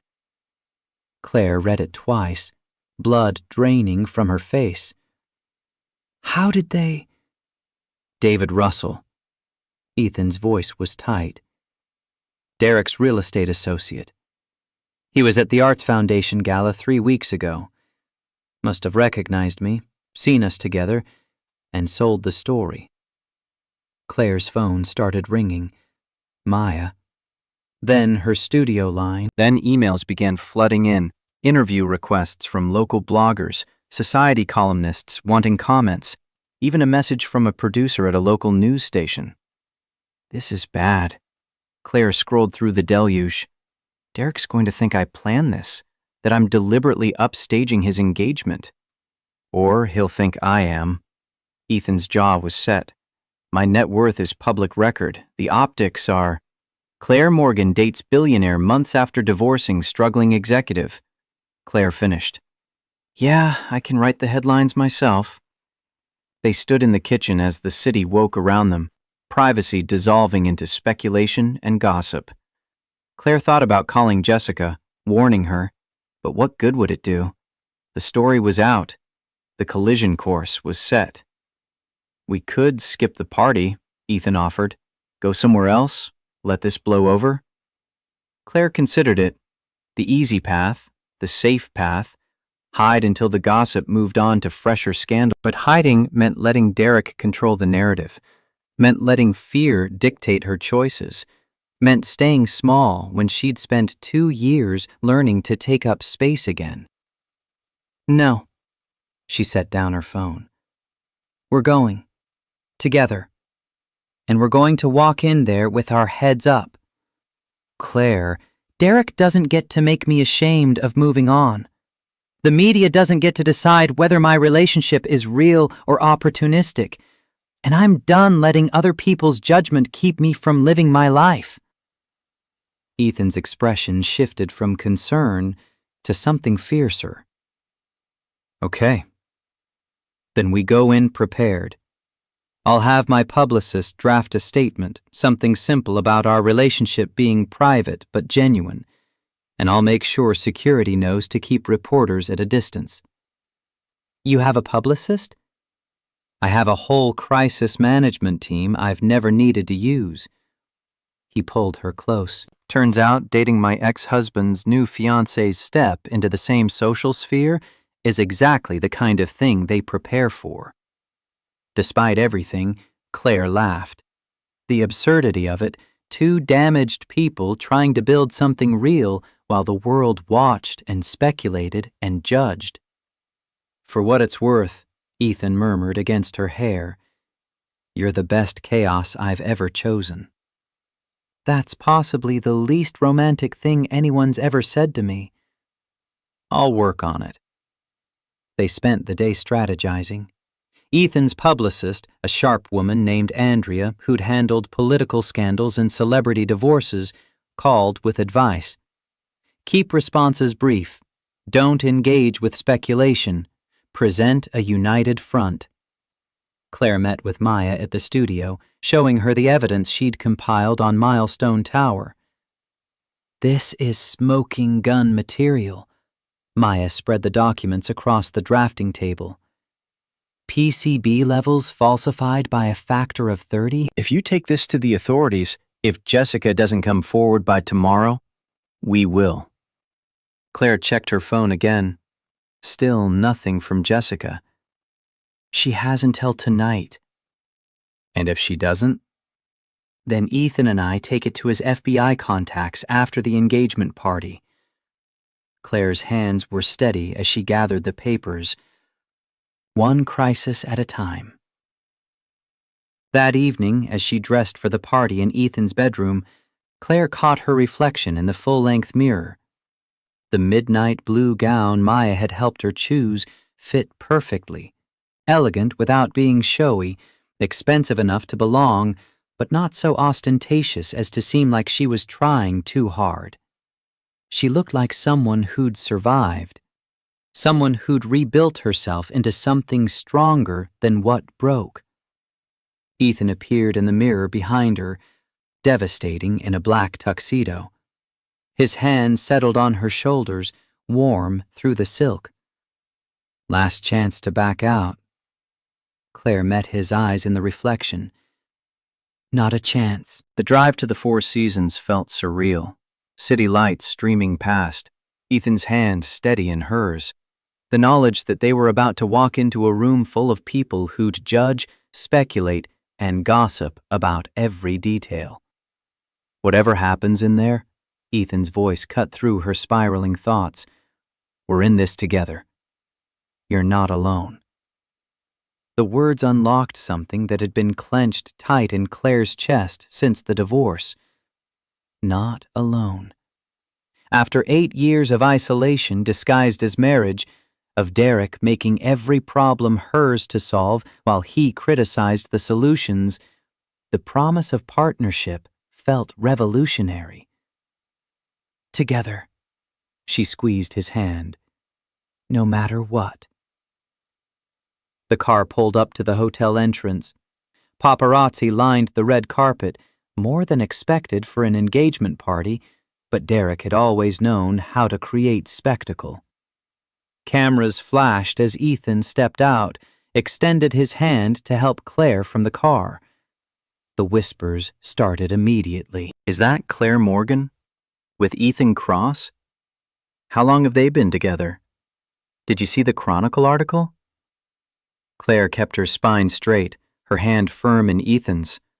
They walked through the gauntlet of judgment together, and with each step, she felt herself becoming the woman she'd been fighting to be. Inside, the Four Seasons ballroom had been transformed into crystalline excess. Ice sculptures 12 feet tall, white orchids covering every surface, a champagne fountain that probably cost more than Claire's annual studio rent. 400 guests in designer formal wear, the air thick with perfume and power. And at the center of it all, Derek and Jessica greeting guests like royalty holding court.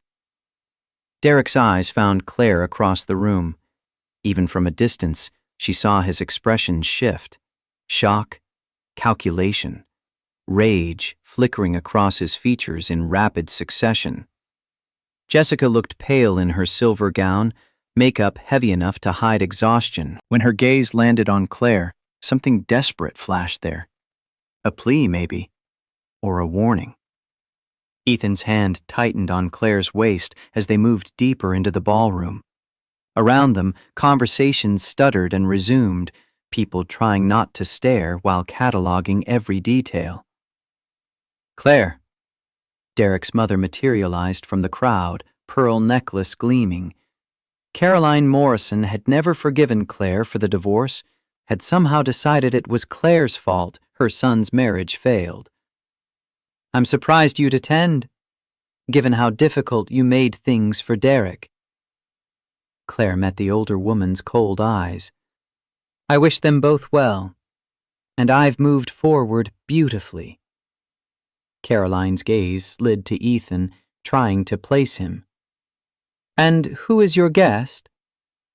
Before Claire could answer, a drunk voice boomed across the ballroom. Morrison! You didn't tell me your ex-wife's dating Ethan Cross, Cross-Tech security founder. The guy's worth billions. David Russell, Derek's real estate associate, loud enough that conversations died in rippling silence. 400 pairs of eyes turned toward Claire and Ethan. Derek's face drained of color. Jessica looked between them, shock written across her features. Caroline Morrison nearly dropped her champagne flute. The whispers exploded. Phones emerged, guests Googling frantically. The word billionaire echoed through the crowd like a curse or a prayer, depending on who was saying it. And in the center of the ballroom, Derek Morrison stood at his own engagement party, watching his ex-wife arrive with a man whose net worth dwarfed everything he'd ever achieved. The universe hadn't just arranged a collision, it had orchestrated a detonation. Claire felt Ethan's hand steady on her back, anchoring her as the room spun with speculation and judgment. She thought about running, about Derek's inevitable rage, about Jessica's desperate need for help. Then she lifted her chin and smiled. Let them stare. Let them whisper. Let them judge. She'd survived worse than gossip, and she wasn't done fighting yet.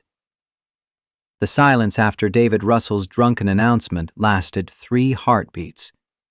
Then the ballroom erupted into motion, phones raised, conversations reigniting with fevered energy, the social calculus recalibrating around new information.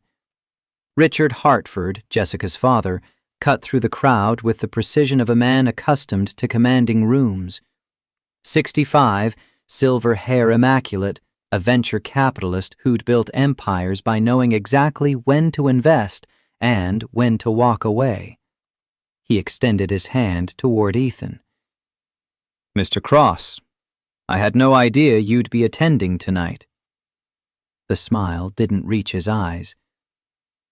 We should discuss Hartford Ventures' technology portfolio.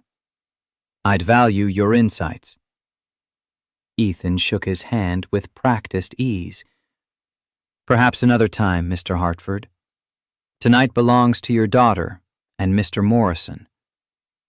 But the damage was done. Derek stood frozen near the champagne fountain, Jessica's hand tight on his arm. From across the ballroom, Claire watched emotions war across her ex-husband's face. Humiliation, rage, the desperate scramble of someone realizing they'd been outclassed at their own celebration.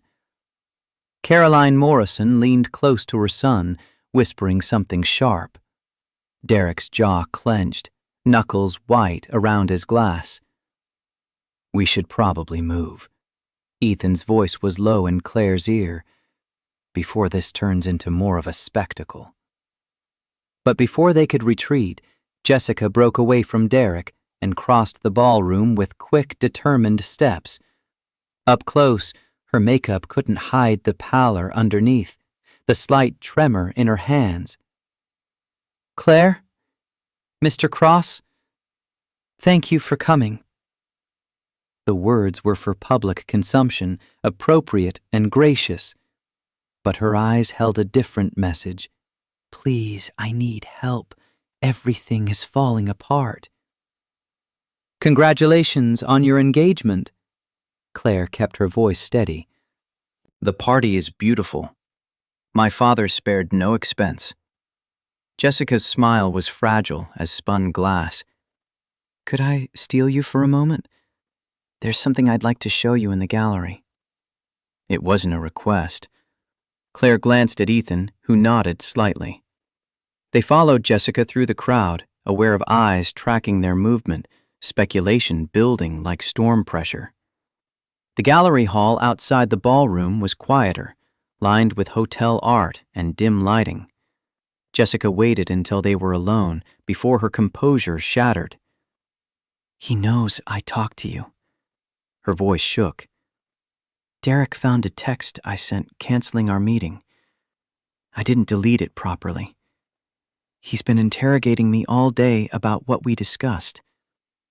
Claire's stomach dropped. "What did you tell him?"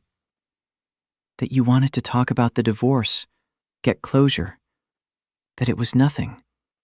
Jessica's hands twisted together. "But he doesn't believe me. And worse, I found more documents. Not just Milestone Tower. There's a whole pattern of bribes, falsified reports, city officials on his payroll." "Jessica," Ethan's voice carried quiet urgency, "if you have evidence of systematic corruption, you need to take it to the FBI. Tonight." "I can't." Tears spilled over, ruining her careful makeup. "My father's firm processed half those payments. If this comes out, Hartford Ventures gets dragged into a federal investigation. My family, our reputation—" "Your reputation doesn't matter more than public safety." Claire said it gently but firmly. "If Derek's buildings are constructed on contaminated land, people will die. Children will develop cancers. That's not something you can ignore to protect your father's business." Jessica wiped her eyes with shaking hands. "I know. God, I know. But Derek cornered me this morning, made me sign the prenup. He said if I wanted to postpone the wedding, like I'd mentioned, it proved I wasn't committed. That real partnerships required trust." A bitter laugh. "Meanwhile, he's committing felonies and using my family's connections to cover it up." The ballroom doors opened. Derek stepped into the gallery, eyes narrowed. "There you are. Jessica, your father wants us for photographs." His gaze slid to Claire and Ethan, cold assessment mixed with barely controlled fury. "I see you brought quite the date, Claire. Interesting timing, announcing a new relationship right before our celebration." "We didn't announce anything." Claire kept her voice level. "A columnist noticed us together and ran with it." "Right. Pure coincidence." Derek's smile was sharp. "Nothing to do with wanting to show up your ex-husband by arriving with a billionaire tech founder. Very subtle." Ethan shifted slightly, positioning himself between Derek and Claire. The movement was subtle but protective, and Derek noticed. "Careful, Cross. You might want to ask Claire about her pattern of latching on to successful men. It's quite illuminating." Derek's tone dripped condescension. "Though I suppose when you're as wealthy as you are, gold diggers come with the territory." The insult hung in the air, ugly and deliberate. Claire felt Ethan tense beside her, but she spoke before he could respond. "Derek, you spent 8 years telling me I wasn't ambitious enough, wasn't successful enough, wasn't enough. Now I'm too successful because I'm dating someone you deem out of my league?" She kept her voice steady, despite the fury building in her chest. "The mental gymnastics must be exhausting." Derek's face flushed. "I gave you everything. Supported you through your little architecture projects. Never complained when you wasted time on unprofitable clients. You made me feel worthless." The words cut through his justifications. "Every day of our marriage, you found new ways to diminish what I built. And now you're marrying someone whose family connections can finally get you the success you couldn't earn on your own?" "How dare you?" "Derek?" Jessica's voice was quiet, but carried steel. "We should go. The photographer's waiting." For a moment, Derek looked ready to explode. Then he smoothed his expression into something approximating civility, offered Jessica his arm with exaggerated courtesy. "Of course. Wouldn't want to keep your father waiting." He glanced back at Claire and Ethan. "Enjoy the party. I'm sure it's quite the step up from what you're used to, Claire." They disappeared back into the ballroom, leaving toxic energy in their wake. Claire's hands trembled with adrenaline, years of suppressed anger finally finding voice. "That felt good," she exhaled slowly. "Probably shouldn't have, but it did." "He's an ass." Ethan's voice was tight. "I've met 1,000 Dereks in tech, men who can't stand that someone else might be successful without their approval." "He's also dangerous." Claire pulled out her phone. "Jessica gave us 48 hours. That time's up. We need to—" The ballroom erupted in applause. Through the gallery windows, they could see Derek and Jessica taking the microphone, presumably for toasts and announcements. The party rolled forward, a beautiful facade over rotting foundations. Claire's phone buzzed. A text from Jessica, sent in those brief seconds before Derek had found them. "I'm going to tell him I want to postpone. Tonight. After the party. I can't do this anymore." "Oh no." Claire showed Ethan the message. "If she confronts Derek tonight, after he's already suspicious about our conversation, after being humiliated by your presence, we need to talk to her again." Ethan was already moving, before she does something that puts her at risk. But when they re-entered the ballroom, Derek and Jessica were surrounded by well-wishers, cameras flashing, champagne flowing. Getting Jessica alone again would be impossible. Claire watched Derek's performance. The charming fiancé, the successful executive, the man who'd captured old money and new opportunities. Nobody in this room knew about the bribes, the falsified reports, the contaminated soil he was willing to build on for profit. And tomorrow, if Jessica confronted him, he'd find a way to silence her. Through manipulation, through legal threats, through whatever means necessary to protect his ascent. We can't wait. Claire made the decision, feeling it settle in her bones.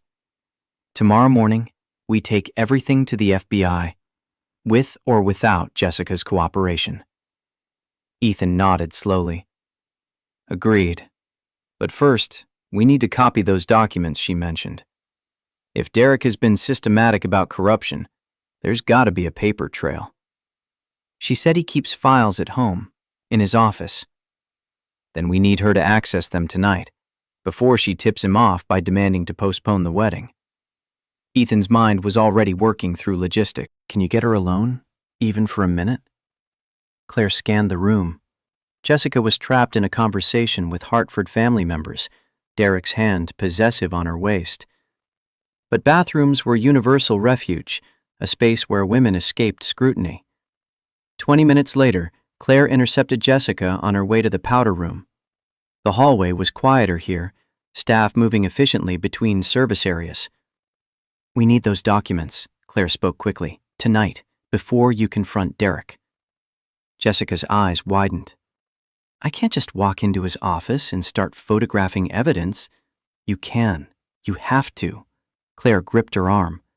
"Jessica, if you tell Derek you want to postpone without proof of his crimes, he'll gaslight you. He'll convince you it's cold feet, that you're being irrational, that real love requires sacrifice. I know because he did it to me for 8 years. What if he catches me? Then you say you were looking for something innocuous." An old file, a wedding vendor contract, anything. Claire's voice was urgent. "But if you confront him first, you lose your only leverage." Jessica wavered, mascara smudged, the perfect society bride crumbling at the edges. "I don't know if I can do this." "You're already doing it." Claire met her eyes. "You reached out to me. You've been documenting his phone calls. You've been questioning the prenup. You're already fighting back. Now you just need to fight smart." From the ballroom, a burst of laughter. The party continuing, oblivious to the conspiracy forming in its shadows. "Okay." Jessica straightened her shoulders. "I'll go home after the party, wait until Derek's asleep. He usually drinks enough at these events that he passes out. I'll photograph everything and send it to you." "Don't send it." Ethan appeared from around the corner, making them both jump. "If Derek checks your phone or email, it's evidence of coordination. Use a secure cloud service. I'll text you instructions. Upload everything there, then delete the app from your phone." Jessica nodded, looking very young despite the expensive gown and polished exterior. "And then what?" "Then you get out." Claire's voice was firm. "Pack a bag, go to a hotel. Somewhere Derek can't find you. We'll handle the rest." "He'll come after me." "Let him try." Ethan's expression was hard. "I have security resources that make Derek's connections look like amateur hour. You want protection? You'll have it." Jessica studied them both. Her fiancé's ex-wife and the billionaire who'd crashed her engagement party. The absurdity of the alliance seemed to strike her because she laughed, the sound slightly unhinged. "This is insane. I'm conspiring against my fiancé in the bathroom hallway of our engagement party." "This is survival," Claire corrected. "And you're braver than you think." A toilet flushed somewhere deeper in the bathroom facilities. They scattered quickly, Jessica returning to the ballroom while Claire and Ethan found a quiet alcove. "Think she'll actually do it?" Ethan pulled out his phone, fingers flying across the screen. "Or will she lose her nerve?" "I don't know." Claire watched the ballroom through tall windows. Derek had moved to the center of the room, microphone in hand, launching into what appeared to be a speech. "But we have to assume she won't, which means we need backup evidence." "Already on it." Ethan showed her his screen, an encrypted chat with someone named Tommy. "My oldest friend. Met him when I was 13, when he taught me electrical work. Now he does private investigations. If Derek's been systematic about corruption, Tommy can dig up the connections." Claire read the messages, Ethan laying out what they knew, Tommy responding with terse efficiency. "Already found 3 shell companies linked to Morrison. Polling incorporation docs now." "How long until he has something concrete?" "Knowing Tommy? Morning." Ethan pocketed the phone. "He's thorough. If there's evidence, he'll find it." They stayed at the party another hour, enduring speculation and poorly disguised curiosity. People approached Ethan under transparent pretenses, old business connections, philanthropic colleagues, tech entrepreneurs who wanted to network. Each conversation felt like an audition, people assessing whether Claire was worthy of the billionaire's attention or just another opportunist. Caroline Morrison cornered them near the champagne fountain, her expression glacial. "I hope you're proud, Claire. Ruining my son's engagement party by parading your new money around?"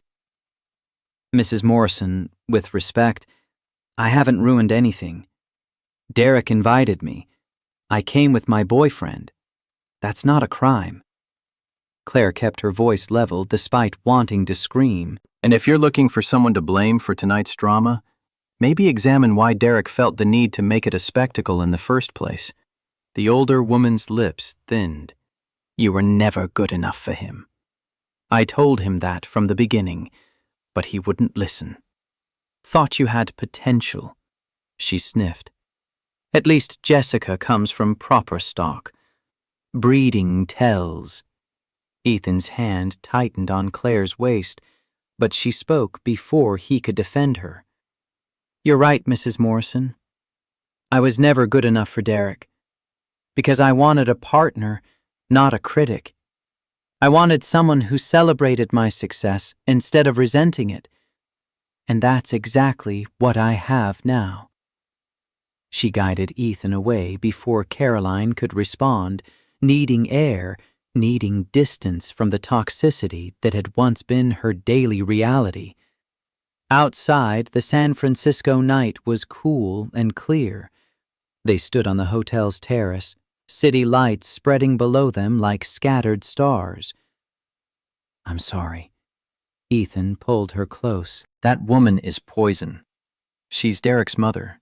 She sees me as the failure who couldn't keep her son happy." Claire rested her head against his chest.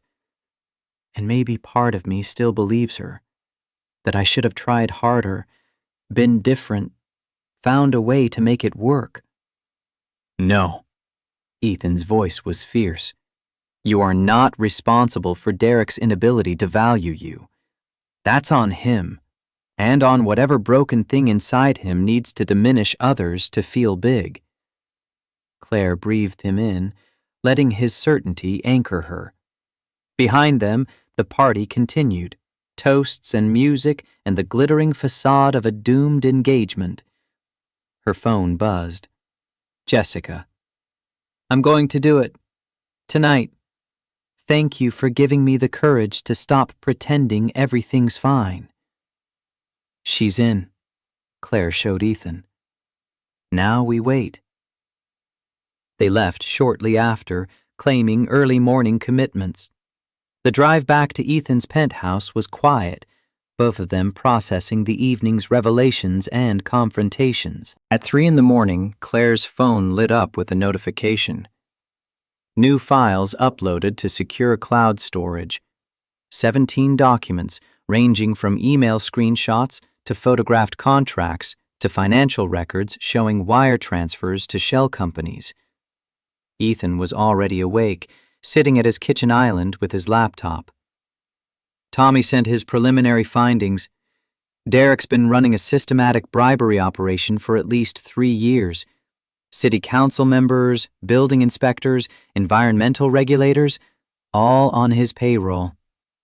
Claire pulled up Jessica's files on her phone, scrolling through evidence that would destroy Derek's career and potentially send him to prison. Email chains discussing how to handle problematic inspectors, invoices for consulting fees that matched the dates of key votes, geological surveys with metadata showing they'd been altered after the fact. "This is enough." Her voice was steady. "This is more than enough to bury him." "So we call the FBI." Ethan reached for his phone. "I have a contact, former Crosstech security consultant who moved to white-collar crime division. She's trustworthy, thorough. She'll know how to handle this." But before he could dial, Claire's phone rang. Jessica, her voice shrill with panic. "He knows. Derek knows I was in his office. He set up a camera. I didn't see it. He just woke me up screaming about betrayal and—" The sound of breaking glass came through the line. Jessica's voice rose in fear. "Derek, please, just listen." The call cut off. Claire and Ethan stared at each other, the implications crashing down like a building losing structural integrity. "We need to call the police." Claire was already dialing. "Right now." "Already on it." Ethan had his own phone pressed to his ear, speaking rapidly to someone about domestic disturbance, potential violence, immediate response needed. The next hour was a blur of phone calls and coordination. Police dispatched to Derek and Jessica's Nob Hill apartment. FBI agents contacted and briefed on the evidence. Tommy sending over his investigative files to corroborate Jessica's documents. At 4:30 a.m., Ethan's phone rang. His FBI contact, Special Agent Karen Liu. "We're bringing Morrison in for questioning." Her voice was professional, clipped. "Hartford's safe, shaken up but unharmed. She's giving a statement now about both the assault and the fraud evidence." Claire felt her knees weaken. He didn't hurt her? Threw things, threatened her, but no physical contact. We got there in time. A pause. "Ms. Morgan, I'm going to need you to come in as well. You're mentioned in several of the emails, Morrison discussing you as a liability, someone who might have information about his business practices." The bottom dropped out of Claire's stomach. Of course Derek had discussed her. Of course she was tangled in this mess despite trying to stay out of it. When do you need me? This morning, 9 a.m., Federal Building downtown. Bring any documentation you have related to Morrison's business dealings during your marriage. After the call ended, Claire sat heavily on Ethan's couch. Dawn was breaking over the city, painting the sky in shades of amber and rose. Somewhere across town, Derek was being arrested. Jessica was giving statements to FBI agents, and the beautiful facade of last night's engagement party was crumbling into federal crime investigations. I need to find files from the divorce. Claire's mind raced. Financial disclosures, any business documents Derek shared with me over the years. If the FBI thinks I have information, we'll get everything together. Ethan sat beside her, solid and present. I'll go with you to the interview. You won't face this alone. Claire leaned into him, exhausted and wired simultaneously. This is going to get ugly. Derek's going to claim I orchestrated everything out of revenge, that I manipulated Jessica, fed her lies about him, used our shared history to turn her against him. Let him claim whatever he wants. Ethan's voice was steel underneath the gentleness. The evidence speaks for itself. Falsified environmental reports, systematic bribery, threatening his fiancée, none of that is on you. But Claire knew how these things worked. Derek was a master at spinning narratives, making himself the victim, painting anyone who challenged him as unstable or vindictive. He'd done it throughout their marriage, turning her reasonable concerns into evidence of her inadequacy. Her phone buzzed. An email from Derek's lawyer, sent at 4:47 a.m. Ms. Morgan, I'm advising you to cease all contact with Jessica Hartford and to refrain from making any statements to law enforcement without legal counsel present. Any suggestion that my client has engaged in criminal activity is defamatory and will be met with appropriate legal action. Too late, Claire showed Ethan. We're already past the point of warnings. At 8 a.m., dressed in conservative business attire, Claire gathered the files she'd kept from the divorce, financial disclosures showing Derek's income and business interests, emails about development projects he'd been excited about, tax returns that might corroborate the shell company connections Tommy had found. Ethan drove them to the Federal Building, an imposing structure of glass and concrete that spoke to authority and consequence. Inside, Agent Lou met them with professional courtesy and sharp eyes that missed nothing. The interview room was standard institutional: gray walls, fluorescent lighting, a table with uncomfortable chairs. Claire sat across from Lou while Ethan waited outside, having been told that witnesses were interviewed separately. "Ms. Morgan, thank you for coming in." Lou set up a recording device. I need to ask you some questions about Derek Morrison's business practices during your marriage. Anything you tell me today is being recorded and may be used in criminal proceedings. Do you understand? I understand. Good. Let's start with Milestone Tower. Were you aware of this development project while you were married to Mr. Morrison? Claire thought back. He mentioned it toward the end of our marriage, said it was going to be his big breakthrough project, the one that would establish him as a major player in luxury development. Did he ever discuss the environmental assessment process with you? Not in detail. I remember him being frustrated about regulatory hurdles, saying the city was making unreasonable demands for testing. He complained that it was delaying the project and costing money. Claire paused. But I didn't know he was falsifying reports. I'm an architect.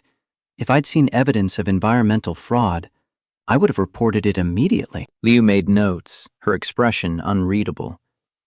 During your marriage, did you ever witness Mr. Morrison making payments to city officials or discussing bribery?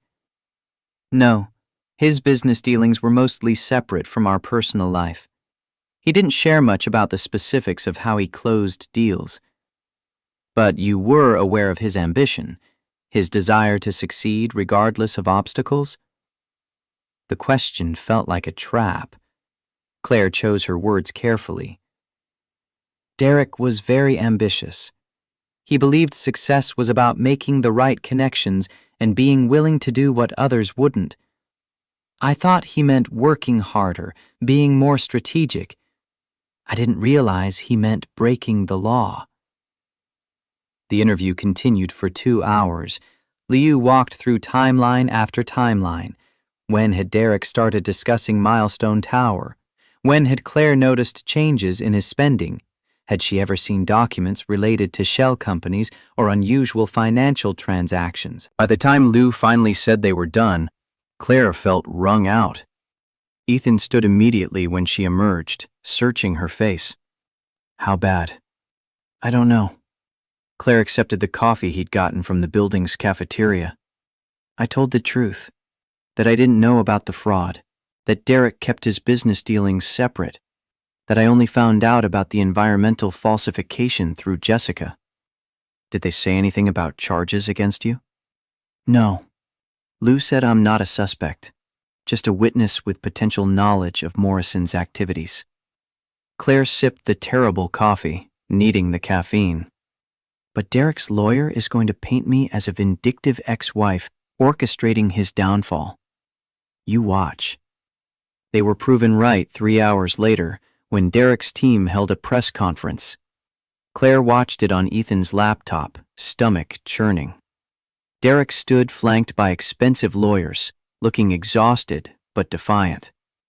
I'm shocked and disappointed by these baseless allegations. My ex-wife, Claire Morgan, has unfortunately chosen to weaponize our difficult divorce by feeding false information to my former fiancé.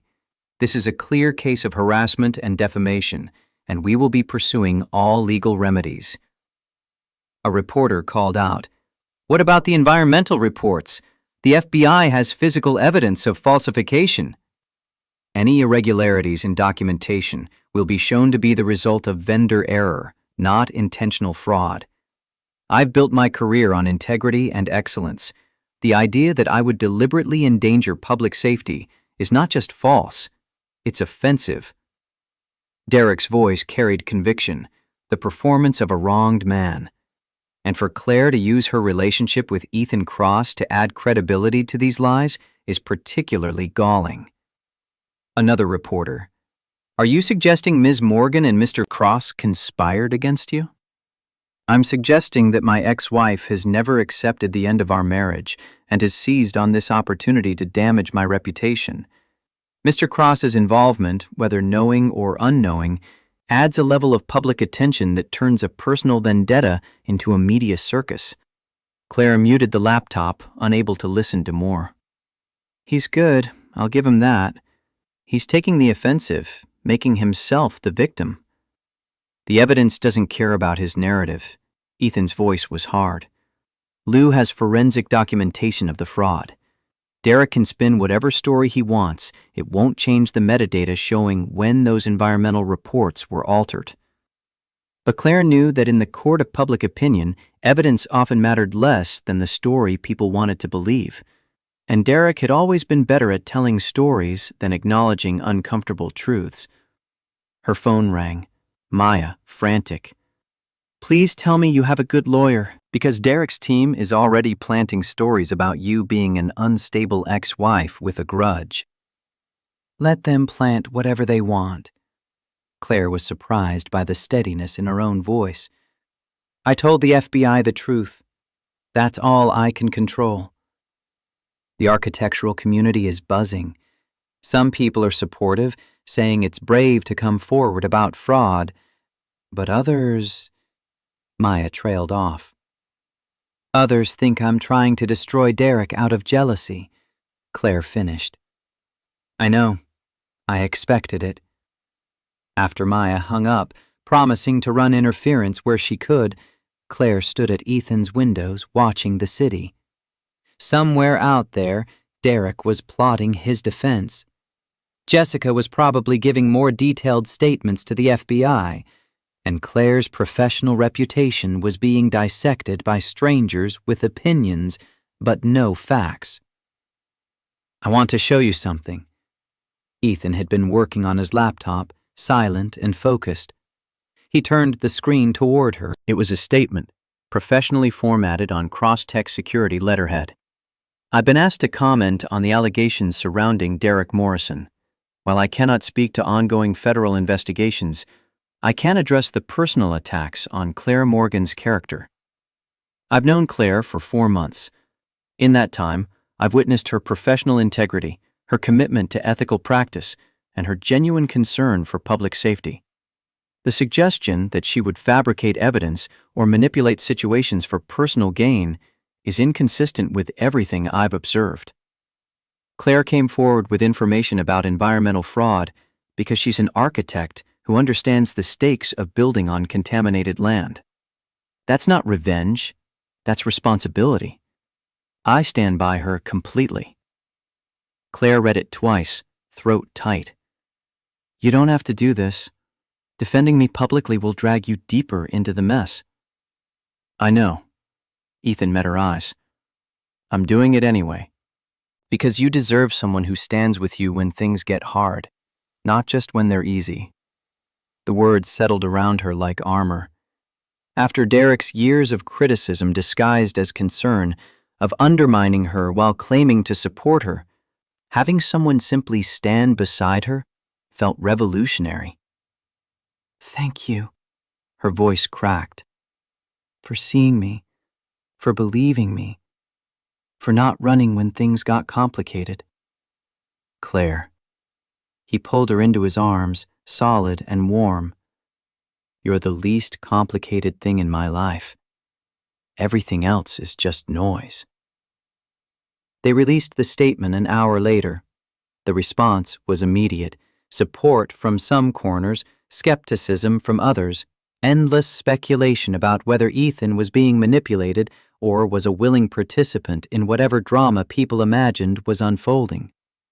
That night, as they ate takeout Thai food and watched the news coverage spiral, Jessica called. Her voice was stronger than Claire had heard it, steadier. They're charging him, Derek. Multiple counts: bribery, fraud, falsifying government documents, criminal conspiracy. His bail hearing is tomorrow. A pause. My father disowned me. Said I betrayed the family by cooperating with federal investigators. I'm sorry. Claire meant it. Losing family is hard even when they're wrong. He gave me an ultimatum: recant my statement and claim I was coerced, or consider myself no longer a Hartford. Jessica's laugh was bitter. I chose integrity over inheritance, which apparently makes me the family disgrace. You chose right. Ethan's voice carried across the line. And if you need employment references when this settles, Crosstech always needs good lawyers with strong ethical foundations. You'd hire me? After I dragged both of you into this disaster? You didn't drag us anywhere, Claire corrected. You asked for help, and we chose to give it. That's not the same as manipulation. After Jessica hung up, promising to check in after the bail hearing, Claire and Ethan sat in the growing darkness of his penthouse. The city glittered below, indifferent to personal disasters and federal investigations. Tomorrow's going to be a circus, Ethan said what they were both thinking. Bail hearing, media coverage, Derek's team spinning whatever narrative serves them best. I should probably stay out of it. Claire picked at her pad tie. Let the legal process unfold without adding fuel to his vendetta narrative. Or, Ethan set down his food, you could go. Sit in that courtroom and show him you're not afraid, that he doesn't get to control your choices anymore. The suggestion was reckless and probably unwise, but something fierce sparked in Claire's chest, the part of her that was tired of hiding, tired of making herself small, tired of letting Derek's potential reactions dictate her behavior. I'll go, she decided. Not to gloat or create drama, just to bear witness to the consequences of his choices. They spent the next morning preparing. Ethan's publicist, Andrea, coached Claire on how to handle media questions. Brief, professional, refer to the evidence. His security team arranged for discreet protection, people who could run interference if reporters got aggressive. The federal courthouse was pandemonium. Media trucks lined the street, cameras tracking every person entering the building. Claire walked in beside Ethan, spine straight, ignoring the shouted questions. Inside, the courtroom was packed. Richard Hartford sat in the front row, face granite, refusing to look at Jessica. Caroline Morrison was there too, glaring at Claire with pure venom. And Derek, in a suit that probably cost more than Claire's monthly rent, looking haggard but defiant. The bail hearing was technical, full of legal language and procedure. The prosecutor laid out the charges: systematic bribery spanning 3 years, environmental fraud that endangered public safety, witness intimidation when Derek had threatened Jessica. The defense argued that Derek was a respected businessman with deep community ties, no flight risk, deserving of reasonable bail. Judge Sarah Martinez, a woman in her 60s with sharp eyes and no patience for nonsense, listened to both sides without expression. Mr. Morrison, you're charged with serious crimes. The evidence presented includes forensic documentation of falsified reports, financial records of payments to shell companies, and testimony from multiple witnesses, including your former fiancé. She consulted her notes. Given the severity of charges and your financial resources, I'm setting bail at $500,000. You'll surrender your passport and submit to GPS monitoring. Violation of any condition means immediate remand to custody. Derek's face went white. $500,000. Richard Hartford sat stone-faced, making no move to help. As the judge moved to the next case, Derek's eyes found Claire across the courtroom.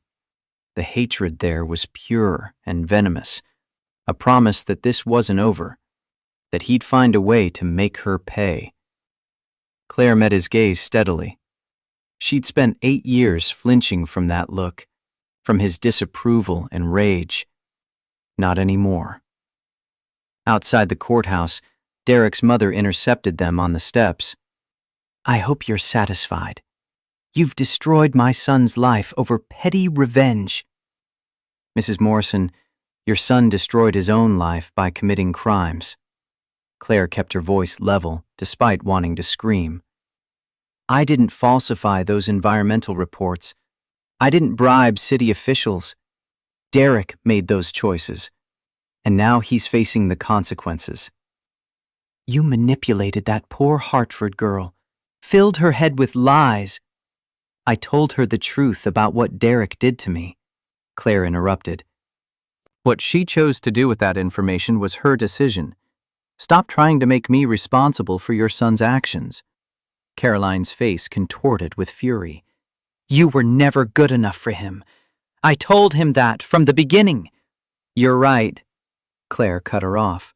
I was never good enough for Derek, because I wanted a partner, not a tyrant. I wanted someone who celebrated my success instead of resenting it, and that's exactly what I have now. She turned and walked away, Ethan's hand warm on her back, leaving Caroline Morrison sputtering on the courthouse steps. In the car, Claire's hands finally started shaking. Did I really just tell off my ex-mother-in-law in front of cameras? You were magnificent. Ethan's voice held pride and amusement. Though I suspect that footage is going to be on every gossip site by tonight. Let it. Claire felt something loosening in her chest. Some old fear finally releasing its grip. I'm done performing for people who've already decided I'm the villain. Derek made his choices. I made mine. The truth will come out or it won't, but either way, I'm not carrying his shame anymore. The words felt like an incantation, a spell breaking. For 8 years, Claire had internalized Derek's criticism, believing that if she just tried harder or changed more, she could earn his approval. But approval from someone who needed you diminished wasn't worth having. That night, curled on Ethan's couch with news coverage muted, Claire finally let herself cry. Not for Derek, or the marriage, or even for the public spectacle her life had become. She cried for the woman she'd been, the one who'd believed love meant making yourself smaller, who'd thought partnership required sacrificing your own worth. I'm proud of you. Ethan's voice was quiet in the darkness. For coming forward, for standing up in that courtroom, for finally putting yourself first. I'm not sure I did it for myself. Claire wiped her eyes. I did it because those families deserve to know if their homes are built on poison. Because the next Jessica deserves to know who she's marrying. Because staying silent felt like complicity. Those are all the right reasons. He pulled her closer. But you're allowed to be proud of yourself, too. You chose courage over comfort. That matters. Claire thought about the path that had led here, the chance encounter at Clara's table, Jessica's desperate phone call, the decision to investigate Derek's crimes instead of ignoring them. Each choice had been a small act of courage building on the previous one until she'd somehow ended up in federal court watching her ex-husband face justice. What happens now? She asked. After the trial, after everything settles, do we go back to normal? Pretend none of this happened? I don't think there's a normal to go back to, Ethan considered. Derek's trial will probably take months. The media attention will fade, but never completely disappear. Jessica's rebuilding her life. You're expanding your firm. I'm still running Crosstech and doing philanthropy. We're just doing it all while knowing we survived something that tried to break us. That's not very reassuring. No. He smiled in the darkness. But it's honest. And I promised you honesty. Claire settled against him, listening to his heartbeat, steady and sure. Outside, the city continued its endless rhythm. Tomorrow would bring new challenges, probably more media coverage, definitely more legal maneuvering from Derek's team, possibly more revelations as the FBI dug deeper into the corruption. But tonight, she was here, safe and seen, and standing on ground she'd built herself, with a partner who'd proven he'd stay even when things got hard. That was enough. more than enough. It was everything she'd stopped believing she deserved, given back to her by her own courage and the grace of someone who understood what it meant to rebuild trust after betrayal. The foundation was solid now. Whatever came next, she could face it. Not alone, not diminished, not afraid. Just herself. Finally, completely, fiercely herself.